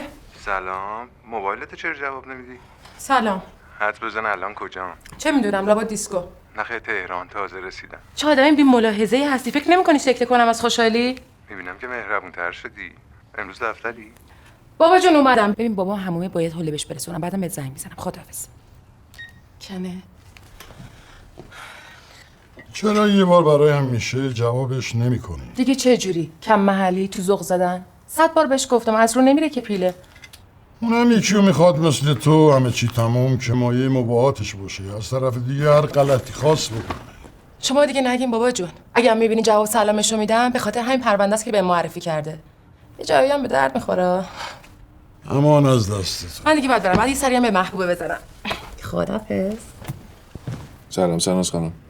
عذرخواهی میکنم مزاحم شدم. شما تهران تشریف دارین؟ خب خدا روشه. میخواستم اگه ممکن باشه یه قراری با هم بذاریم. امروز؟ آره دیگه شاید قسمت من هم همین بوده. باشه. خداحافظ. سلام ناصر. نخیر امروز تشریف نیاوردن. ظاهرا به خودشون مرخصی دادن. باشه دیگه مهم نیست. بذار هر وقت داشتی بده. موضوع دیگه؟ باشه میام. باشه. نه من خودم میام اونجا. قربانت خداحافظ. از اونی که میخواستیم بهتر شد. سامان الان دیگه مال توه. اخماتو باز کن و خوشحال باش. خوشحال که هستم، اما چی؟ اما مشکل من سامان نیست. اگه ناصر از ایران بره من چی کار کنم؟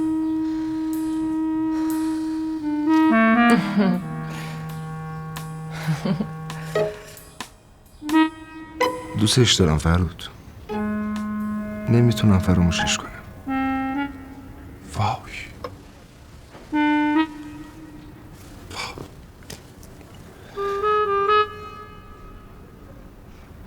پس این همه جار و جنجال قضیه مهاجرتی در کار نبود بابا. من اینجوری وانمود کردم شاید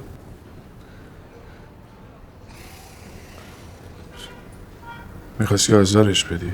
آره؟ نه بابا، من میخواستم، یعنی نمیخواستم، من اصلا نمیدونم چی میخواستم. تو که دوستش داشتی اصلا واسه چی طلاقش دادی؟ خب آخه بابا این با این فعالیت حرفیش کشته بود ما رو. مدام مجله، جمعیت حمایت از زنان مسلمان، جمعیت حمایت از خانواده، کوفت، درد، زهر ماریه. یه قرمه سبزی نمیپخت، یه خورش آلو اسفناج نمیپخت. مثلا خاک فراموش کرده بود وظیفه مادری و همسریشو.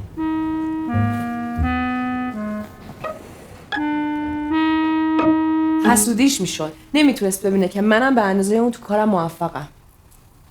منو بگو که فکر میکردم ازش متنفری. اما شاید اون تو رو دوست داره. یعنی حتما دوستت داره. ولی من به هیچ وجه حاضر نیستم غرورمو زیر پا بذارم. اول اون باید پیش قدم بشه. دوستش دارم، میخوام باهاش زندگی کنم، اما نه به ازای عزت نفسم. تمام این بدبختی ها رو اون باعثش بوده. بایدم خودش پا پیش بذاره. این که معلومه. خیلی خوب. چه جوری؟ اینه که مهمه. خیلی خوب، اینم خیلی معلومه. تو میدونی نه من. تو میدونی.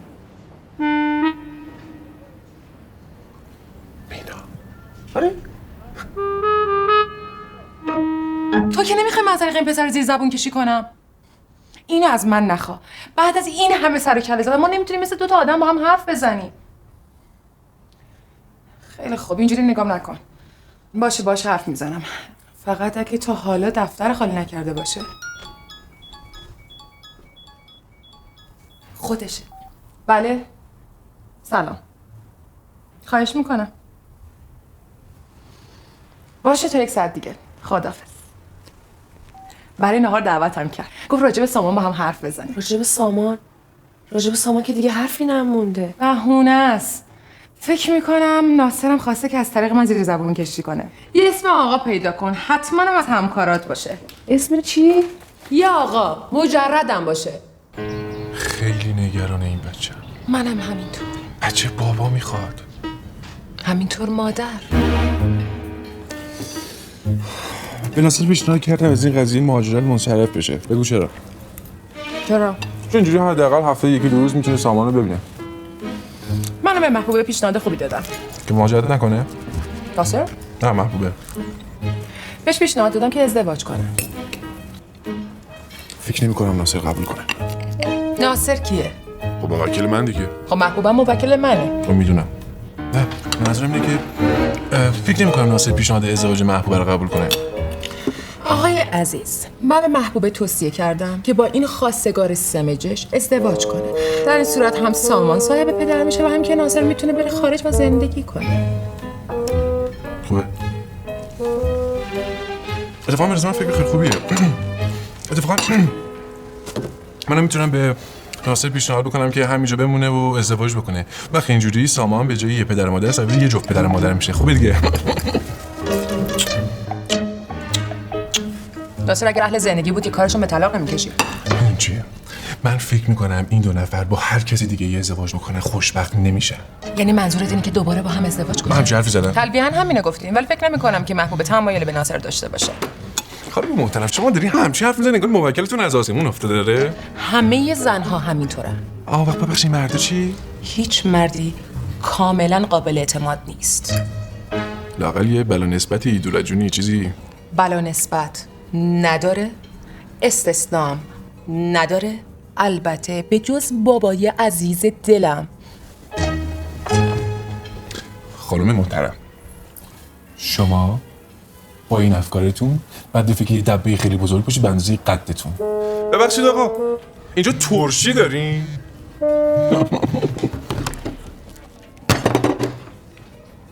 من این بی‌نزاکتیتون رو تلافی میکنم. واجی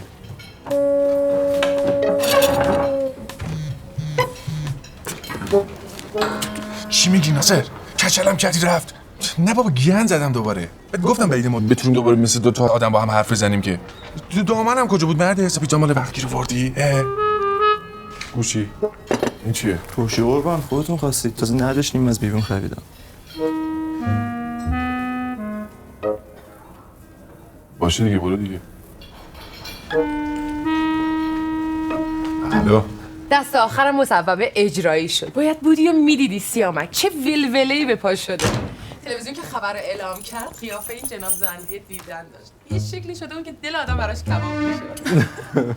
لابا تو هم حالا میخوای با لگد بندازیش بیرون. نه بابا اون تفک خودش دل موندن نداره. تو هم برو به اون خواهر عزیزت بگو که مینا خانم تو اولین پرونده مستقل حرفه‌ای شاهکار زد. تبریک میگم. اتفاقا خودم خیلی کنجکاو بودم ببینم نتیجهش چی میشه. صبح که با هم حرف میزدیم مسئله هولا همون پیش اومد که دیگه نتونستم بپرسم. چه طرز صحبت کردنه؟ محل کار که جای این صحبت ها نیست. مگه کسی اینجاست؟ فکر کنم زیاده روی کردیم. پاشو برو که گند زدیم. من میدونم درد چیه. اسادت گلوت پیشش گیر کرده بنده خدا. ببین ناصر اصلا نمیفهمم در تو چی داری حرف میزنی. لا اله الا الله. خیلی خوب بابا اصلا به من چه؟ ببینم تکلیف مورد ما چی میشه؟ کدوم مورد؟ محبوبه رو میگم. بهت که گفتم. تازه نیستم دیگه ریختشو ببینم این دختره یه کیو میگی؟ بابا گیر نده تو هم دیگه اینا رو دارم میگم ده. اوه ناقوله دیگه حالا به اسم کوچیک صداش میکنی؟ برو بابا اسم کوچیک. ناصر یه لحظه گوشی دست. سیامک صبح زنگ زد میخواستم دست به سرش کنم گفتم پدرم حمومه قول نمیخوام سوء تفاهم نشه لطفا. واجی ناصر قربونت برم من خودم بعدم بهت زنگ میزنم. بابا کسی مورد ما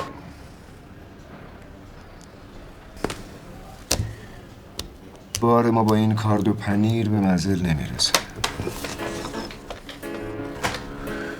خودم باید دست بکارشم.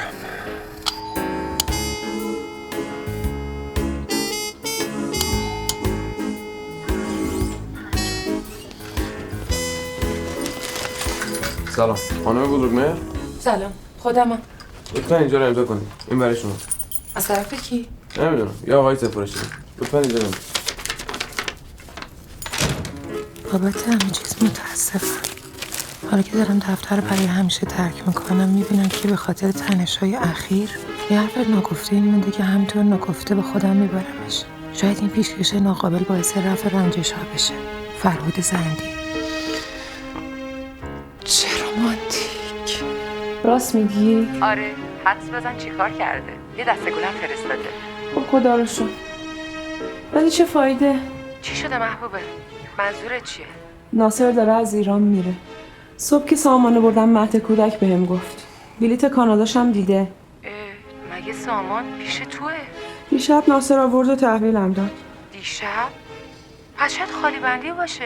مثل ازدواج تو. شایدم نباشه. من ناصر رو میشناسم. هر کاری که بگی ازش برمیاد. یه کله شقیه که خدا میدونه. خیلی خوب. بذار من یه خورده فکر کنم. به خدا مینا هر کاری میکنی زود باش. خیلی خوب. بذار ببینم چه گلی باید به سرم بگیرم. فقط خدا کنه تا حالا جایی رو اجاره نکرده باشه. فعلا خدافظ. خدافظ. 34 582 معلومه که این پسر پاک موش و حواس رو برده. ای بابا جان. دفعه دیگه جا بذاریش نمیارمش مغازه تا بیگوشی بمونی. آخه چقدر من پول آژانس بدم دختر؟ بذاریم به حسابم. بابای عزیز دلم. خدافظ. گلم. ممکنه شمارم بیفته.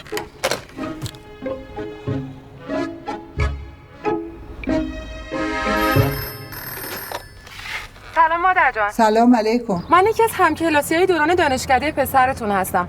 میخواستم راجع به یه پرونده باهاش مشورت کنم. زنگ زدم دفتر تشریف نداشتن. رفته تعمیرگاه ماشینشو بگیره. بعدش چی؟ قراره بیاد دنبالم ببرتم خونه خالش. بعدش هم بره دفترش اساسشو بیاره. یه دفتر دیگه اجاره کردن؟ یه چیزایی میگفت مادر جون که یه جای شیک و پیک دیده. منتها ببخشید راستش درست نفهمیدم. طفلکی بچه‌م از دیروز تا حالا همش داره بدو بادو میزنه برای جا. چرا؟ هوش و حواس براش نمونده مادر جون. تو که غریبه نیستی. یه دختره تو این دفترشه که هوش و حواسشو برده. کاش که هوش و حواسشو برده بود مادر. خب پس چشه؟ روزش یه بار دیدمش همچین ترگل برگله. به دلم هم نشسته ها. مطمئنم چرا اینقدر بچه‌مو اذیت میکنه. خدا لعنتش کنه. نگو مادر جون اینجوری. بگو ایشالله خدا عقلش بده. ایشالله. پس من با موبایلشون تماس میگیرم. خیلی ممنون. خدافظ. باشه مادر جون. خدا پشت پناهت. ولی من نگرانم فری. نه بابا تو باورت شده ها. سلام سامان الان از مهد بودک به من زنگ زد. گوشی چی شد دادی به خودش؟ آره سلام. لوکی ندادی؟ قادر جان مبارکه انشالله. شیرینی میشه که بخوریم. بگو بچه. سلام خدا چی داشتم میگفتم؟ آخ ببین محبوبه میخواد ازدواج کنه. میگه با یکی از همکاراش به اسم شیرآبادی پیرآبادی نمیدونم یه همچین چیزی. فری جان من یه فکری با حال من بکن. یه دسته از من بگیر. ناصر جان با من که قرار نیست ازدواج بکنه که. میگی چیکار کنم آخه؟ بابا برو دوباره با این دختره رفاقت بکن. من مطمئنم اونم الان دلش پیش توئه. باور کن. چی داری میگی؟ چیو باور کنم؟ ببینم این رفتارش تازگی هیچ فرقی نکرده؟ محبوبه؟ مینا رو دارم بهت میگم. یه چیزی بهت میگم بهت زنگ نزد؟ زنگ که نه ولی صبح یه اس واسم فرستاده بود. چقدر مهربون شده بود. خب تاثیر گل دیگه. گل؟ کدوم گل؟ یعنی منظورم اینه که از محبت خارها گل میشود دیگه. آره ولی گل گاوسب. حالا چی نوشته برات؟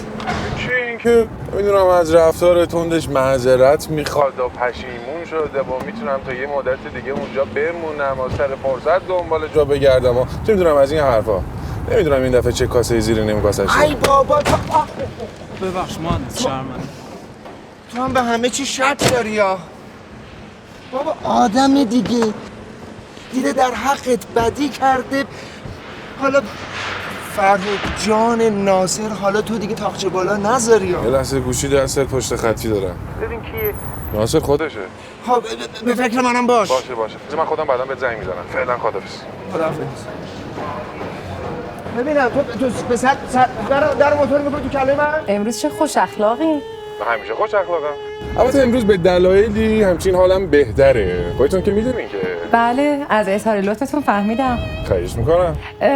راستی این آپارتمان شیک و اوکازیونتون چی شد؟ تمومش کردین؟ فعلا تو مرحله گفتگوه. بذاریم ببینیم تو عمل چی میشه. میگم میخواین یه جلسه دوستانه با هم داشته باشیم راجع به حرفای نگفته با هم صحبت کنیم؟ حرفای نگفته؟ بله منظورمو که میفهمین. بله آن راجع به حضانت سامان و اینا داری میگین؟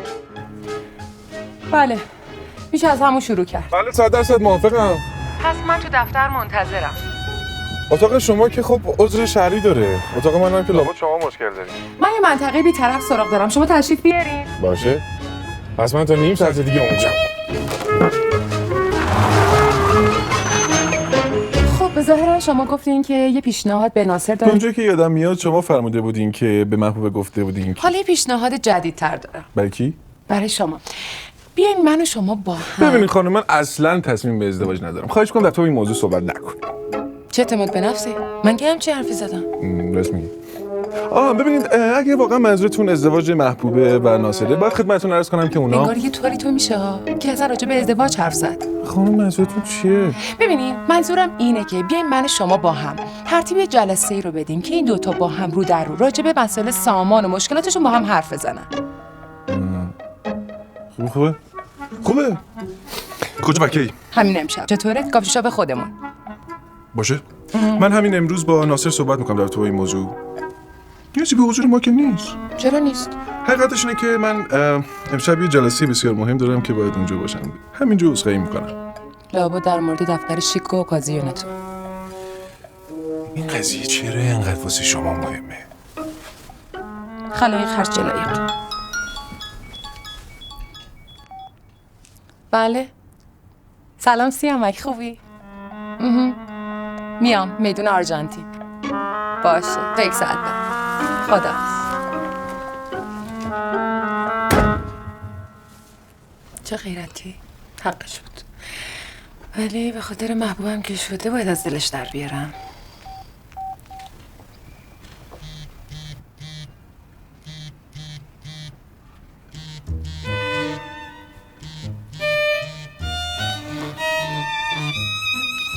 خاله سوسکی؟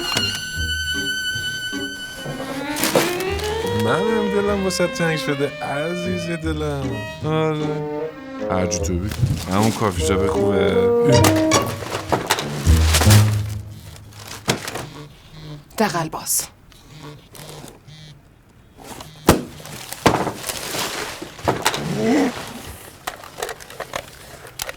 قربونت برم، یه لحظه گوشی نگردم. این چه طرز ابراز عشق کردن خانوم؟ از رفتار جنابالی که مبتذل‌تر نیست. ابراز عشق؟ من؟ الو بله. بله و بلا. هر کی بود قطع کرد. هر کی بود این دفعه ممکنه نفس تو قطع کنه. مگه اینکه همین امروز دوم رکود ده برو که رفتی. دیگه هم برای من گل نفرست حضرت آقا. من؟ بله شما.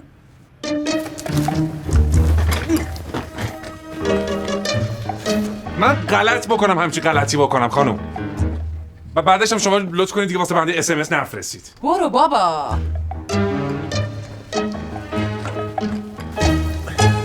الو عزیز دلم، ببخشید چند لحظه معطل شدی اون پشت. چرت و پرتا چی میگی فری؟ قربونت برم عزیز دلم کدومه؟ زبونم لال کارت به شیشه میشه که نکشیده یهو. نه فعلا با شیشه خورده کل انداختن. ای وای بازم شما دوتا زدین به تیپ و تار هم دیگه. بابا گناه منی بدبخت بیچاره چیه؟ ناصر میتونی یه ساکت باشی یا نه؟ تو حالت خوبه؟ قربونت برم، مامان میگفت که یکی از همکلاسی‌های قدیمت زنگ زده. خب تو که شماره موبایلمو داشتی چرا زنگ نزدی به خودم؟ از اولیش هم معلوم بود این کاره نیستی کلک. ببینم تو مطمئنی حالت خوبه؟ راستشو بخوای نه. پس من برم بمیرم دیگه. ببینم تو نمیتونی یه دو سه رو جلوی این دهن صاحب مردت بگیری کار ما راه بیفته؟ این دفعه قضیه فرق میکرد، ناموسی بود، میفهمی؟ ناموسی با مینا؟ ناصر درست صحبت کن. با من چه میدونم خودت داری میگی؟ فری دستم به دامنه. بابا همه چی داشت درست میشد، دوباره با سر کله این بچه سوسول پر رو پیدا شد. کی؟ بازم سیامک؟ آره دیگه.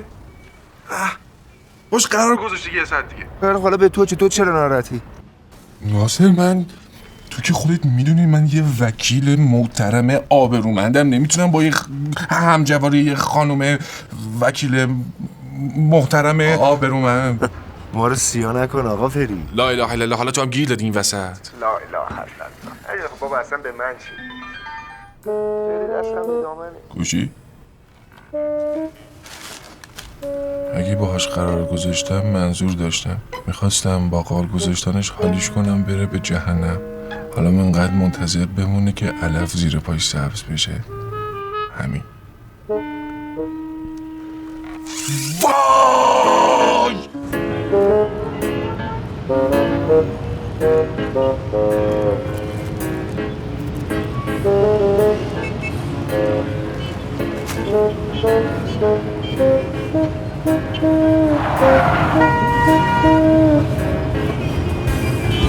یادت باشه زود هول نشی دعوتشو قبول کنی ها. یه کوچولو اشوه بیا. چشم. ایشالا تو عروسی جبران میکنن. وا میخوای منم مثل تو بدبخت بشم؟ چیه این دفعه جوش نیوردی؟ خیلی خوب. حالا راستی میگم اصلا موبایلتو جواب نده تا من بیام. میترسم تو تماس گرفت قربون صدقش بری. باشه خدافظ. خدا عمر و عزتتو زیاد کنه. خدا ایشالله مینه خانومو بذاره تو کاست تا بفهمی زن چه بلای نازنینیه. نفوذ بد نزن. فقط یادت باشه همین حالا هولکی شماره‌شو نگیری یا بذار یکم بگذره که هوا ورش نداره. باشه چشم، بروی چشم. امر دیگه؟ خوشبخت باشی. خدافظ. قربونت برم. ای یار مبارک بادا ایشالا مبارک بادا بادا مبارک بادا ایشالا مبارک بادا. کوچه تنگه ولی عروس قشنگه، بله کوچه تنگه ولی عروس قشنگه. بله بله آقای رئیس.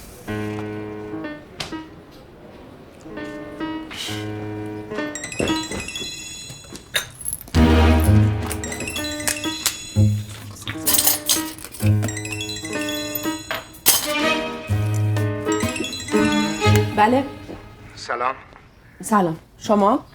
حالا دیگه این صدا رو نمیشناسین؟ امرتون رو بفرمایید. میخواستم ببینمتون چون یعنی درباره سامان به خاطر اون یعنی باتون هماهنگ نکردن؟ بله ولی من امشب نمیتونم. باید برم یه جایی که نمیتونم بگم کجاست. میشه بذاریمش برای فردا شب؟ فردا شب من نمیتونم. پرواز دارم. به هر حال مشکل خودتونه. من نمیدونم. ببینید در صورت من امشب رأس ساعت 9 اونجا و اگر همون کافی شاپی که خانم مینا گفتن بودین نبودینم من 10 دقیقه بیشتر وا نمیستم. دوستان برام گودبای پارتی گرفتن. خدافظ.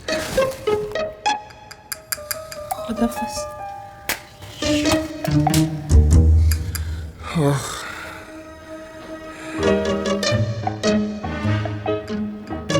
بهمونی که نمیتونی بگی؟ نکنه بله برونه.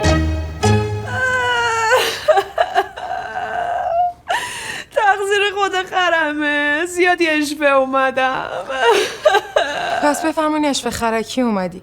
مگه نگفتم باش حرف نزن تا من بیام؟ حالا خوبه تو نبودی. تو بودی که بدتر میشد که. خیلی خوب. حالا اینقدر گریه نکن. بذار یکی دو روزی بگذره. یکی دو روز بگذره؟ او فردا میره. باور نکن. باور میکنم. من امشب میرم سر قرار. خیلی خوب هر کاری میخوای بکن. ولی من یه فکر جدید دارم. یه نقشه حسابی به تو هم ثابت میکنم که سر کاری که شبی بشه امشب. نرو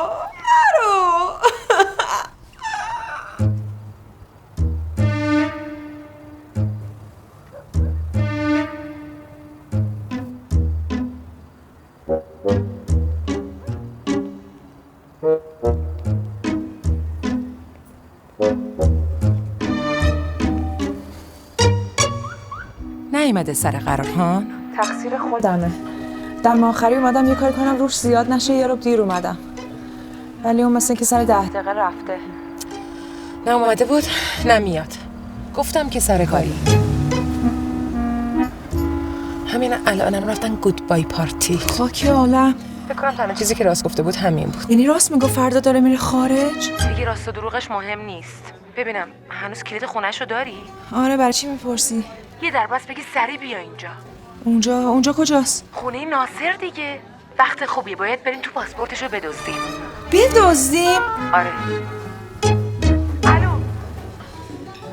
الو دیوونه شدی؟ آره. تو همین الان پا میشی سری میای اینجا. نه مینا من نمیتونم. من میترسم. من اصلا نمیتونم. وای از دست تو. اصلا خودم میام دنبالت. الو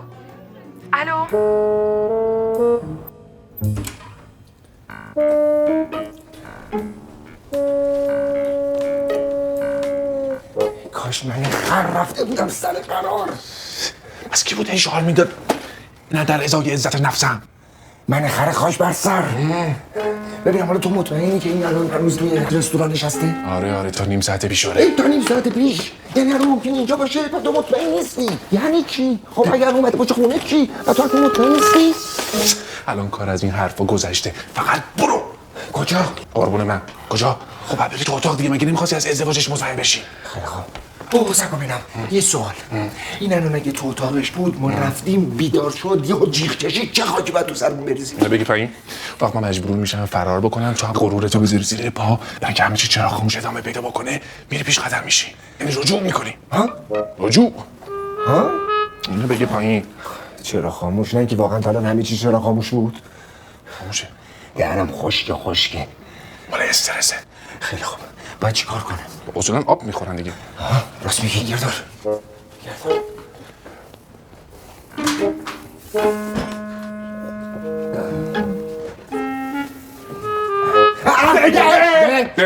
دیوانه ساکت داد میزنه تو اصلا اینجا چی کار میکنی؟ بریم تو اتاقش دیگه بله؟ اینطوری تو اتاقش خیلی خوب تو اینجا چی کار میکنی؟ میخواسته فقط تهنن نمیشی نه خیلی میخواد تو برو ور رفتم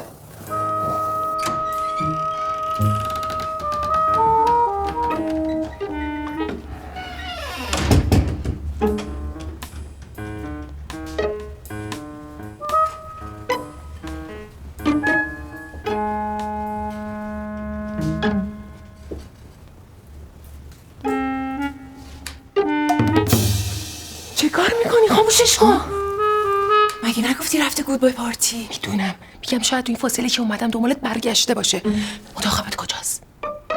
اتاق خوابم خونمون. ببخشید اتاق خوابت کجا بود؟ آها اون بالاست. بیا. فرود من هیچی نمیبینم مال اینه دیگه اینو بعد با خودت ببری خوابش سبکه یا سنگین؟ کی؟ آقای قنبری کیه نمیشناسم. تو چرا خودتو باختی؟ ناصر رو میگم. من چه میدونم مگه تو نگفتی بیرونه؟ مگه 6 سال باش زندگی نکردی؟ تو هم نصف شب صندلی دختر انداختی. سب کن من چرا غرق کردی؟ بالا چپ. خیلی خوب بیا تو برو. من نمیرم خود برو من میترسم تو اول برو. ممکنه لخ باشه. وای خاک بر سرم اگه لخ باشه که منم نامحرمم. میخوای در بزنیم بگیم لطفا لباستون رو بپوشین؟ نمیدونم هر جور صلاح میدونی خودت میدونی. خوبه با تو نرفتیم بانک بزنیم.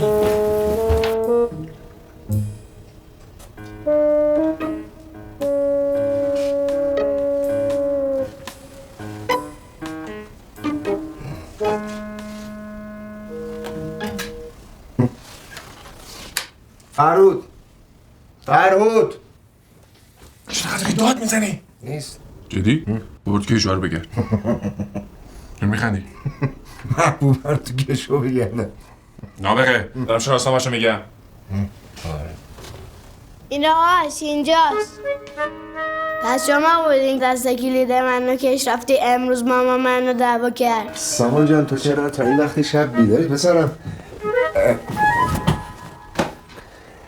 به مامان چیزی نمیگی یا؟ به یه شرطی.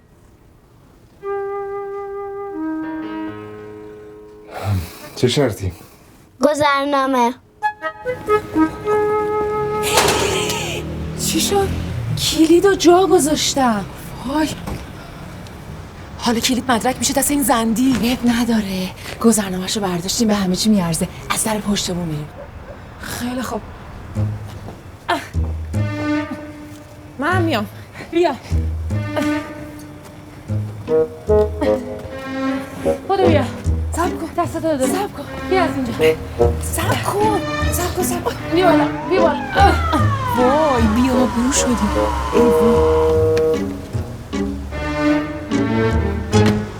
به به خانوما معلومه اون بالا چی کار میکنن؟ سلام علیکم. علیکم سلام. اینا افشون خراب بود. به ما گفتن از دیوار بیاین تو میرفتی یا بیرون تشریف بیاوردی؟ هر جور شما صلاح بدونین. بفهمین پایین در خدمت تو هستی. بفهم سریعتر بفرمایید خانم سوار ماشین بشی به طرف کلانتری. بفرمایید. کلانتری؟ چی؟ آقا من ماشینم اینجاست. بله کدوم؟ خب با ماشین من بریم دیگه. بله جانسان عجیب همراه خانوما تشریف بیارید کلانتری.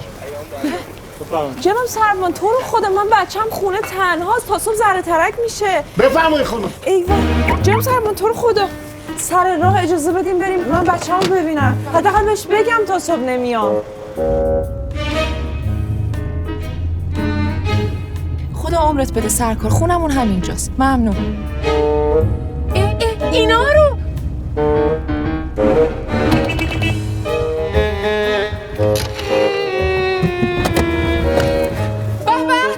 آقا دوست لطفا بگیریدشون دوست سربان اینا دوستن جفتشون هم دوستن همین دوتا دستبندتون هم بیاین آقا بیاین بیرون بهتون میگم پشت ماشین بیاین بیرون گرفتانیو کجا آقا برگرد سلام علیکم جناب سلام فرهاد زندی هستم وکیل پایه یکی دادگستری ساکت چشم بیا تو ماشین بفرمایید نه زحمت نکشین ماشین هست شما بفرمایید بفرمایید تو ماشین پلیس ایشون هم هستن ناصر جان پلیس زحمتکش تشریف آوردن به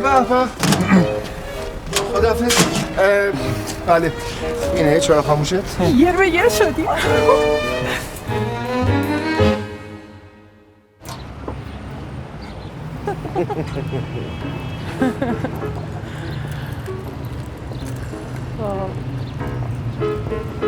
خب میشه یکی از شماها ماشین شما قرض بده اینجوری بهتر بودو دیر شد همین دوباره سامان بچه ها خداحافظ خدا رو شکر کار این پرونده‌ام به خیر خوشی تمام شد حالا شما رانندگی میکنی یا بله 384 خیلی ممنون خواهش الو سلام یه ماشین میخواستم لطفاً میدان چطور میگه؟ کلانتری سر خیابون جهان آرا ممنونم خداحافظ یا شیطون غلط میکنه با تو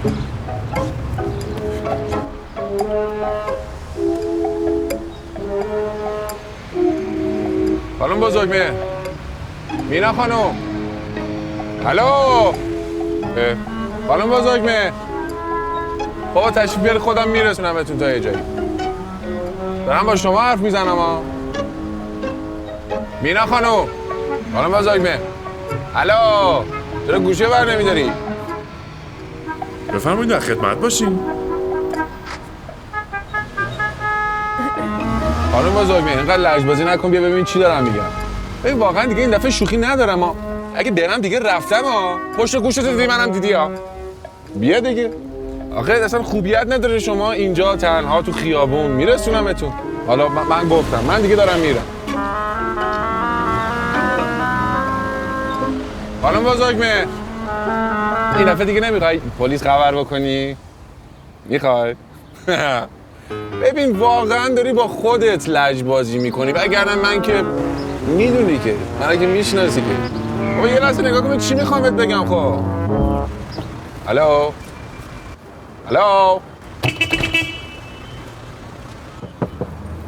اوه سلام مزاحمتون شده خانم نه خانم بزرگ نه جناب سرکار یه لحظه اجازه بدید خانم بزرگ بگین جون هر که دوست داری نامردی نکنی ها خانم شما میشناسینش اجازه بدید من الان خدمتتون توضیح میدم ما اصلا چیزیم در واقع توی یک حرکتی ما الان نامزد هم دیگه هستیم راست میگه خانم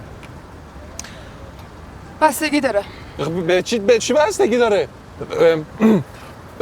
هر شرطی باشه من قبول میکنم این جناب سرکار اینجا الاف وایسادن خب خانم میگه که این شرط رو میپذیرن که باید ثابت کنه ثابت میکنم الان جناب سرکار اینجا وایسادن منتظرن تو هر دادگاهی ثابت میکنم بهتون قول میدم بهتون آقا دارم قول میدم جناب سرکار خب میگه ثابت میکنن حالا چی سرکار خانم برای بار سوم میپرسن ایشون بالاخره نامزد شما هستن یا نه بله واو من عرض کردم خدمتتون که مبارکه خانم مبارکه قول پسر مبارک قربان شما مبارک شما باشه ان شاء الله خانم تبریک عرض میکنم خدمت مبارکه خیلی خوشحال شدیم من همون اولش گفتم خدمت متشکرم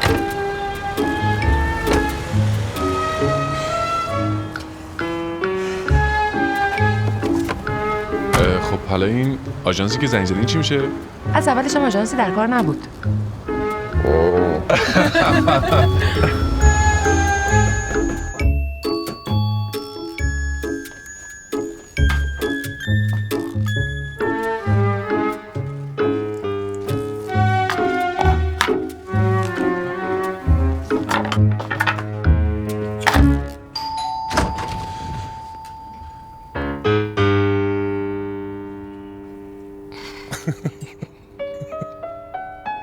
بفرمایید بفرمایید. خواهش می‌کنم شما نه خیر، بفرمایید. اصلا فکرشو نکنید. خب شما اول در باز نه. کنید بعد من مشتری رو جواب میدم. باشه ولی مشتری شماست، مطمئن فرقی باشید. نمی‌کنه من مشتری رو تقدیم کنم به شما. نه لیدیز فرست. شخصیتون نداره خواهش می‌کنم. خیلی ممنون. باز کنید. درستم؟ بله. بله بفرمایید.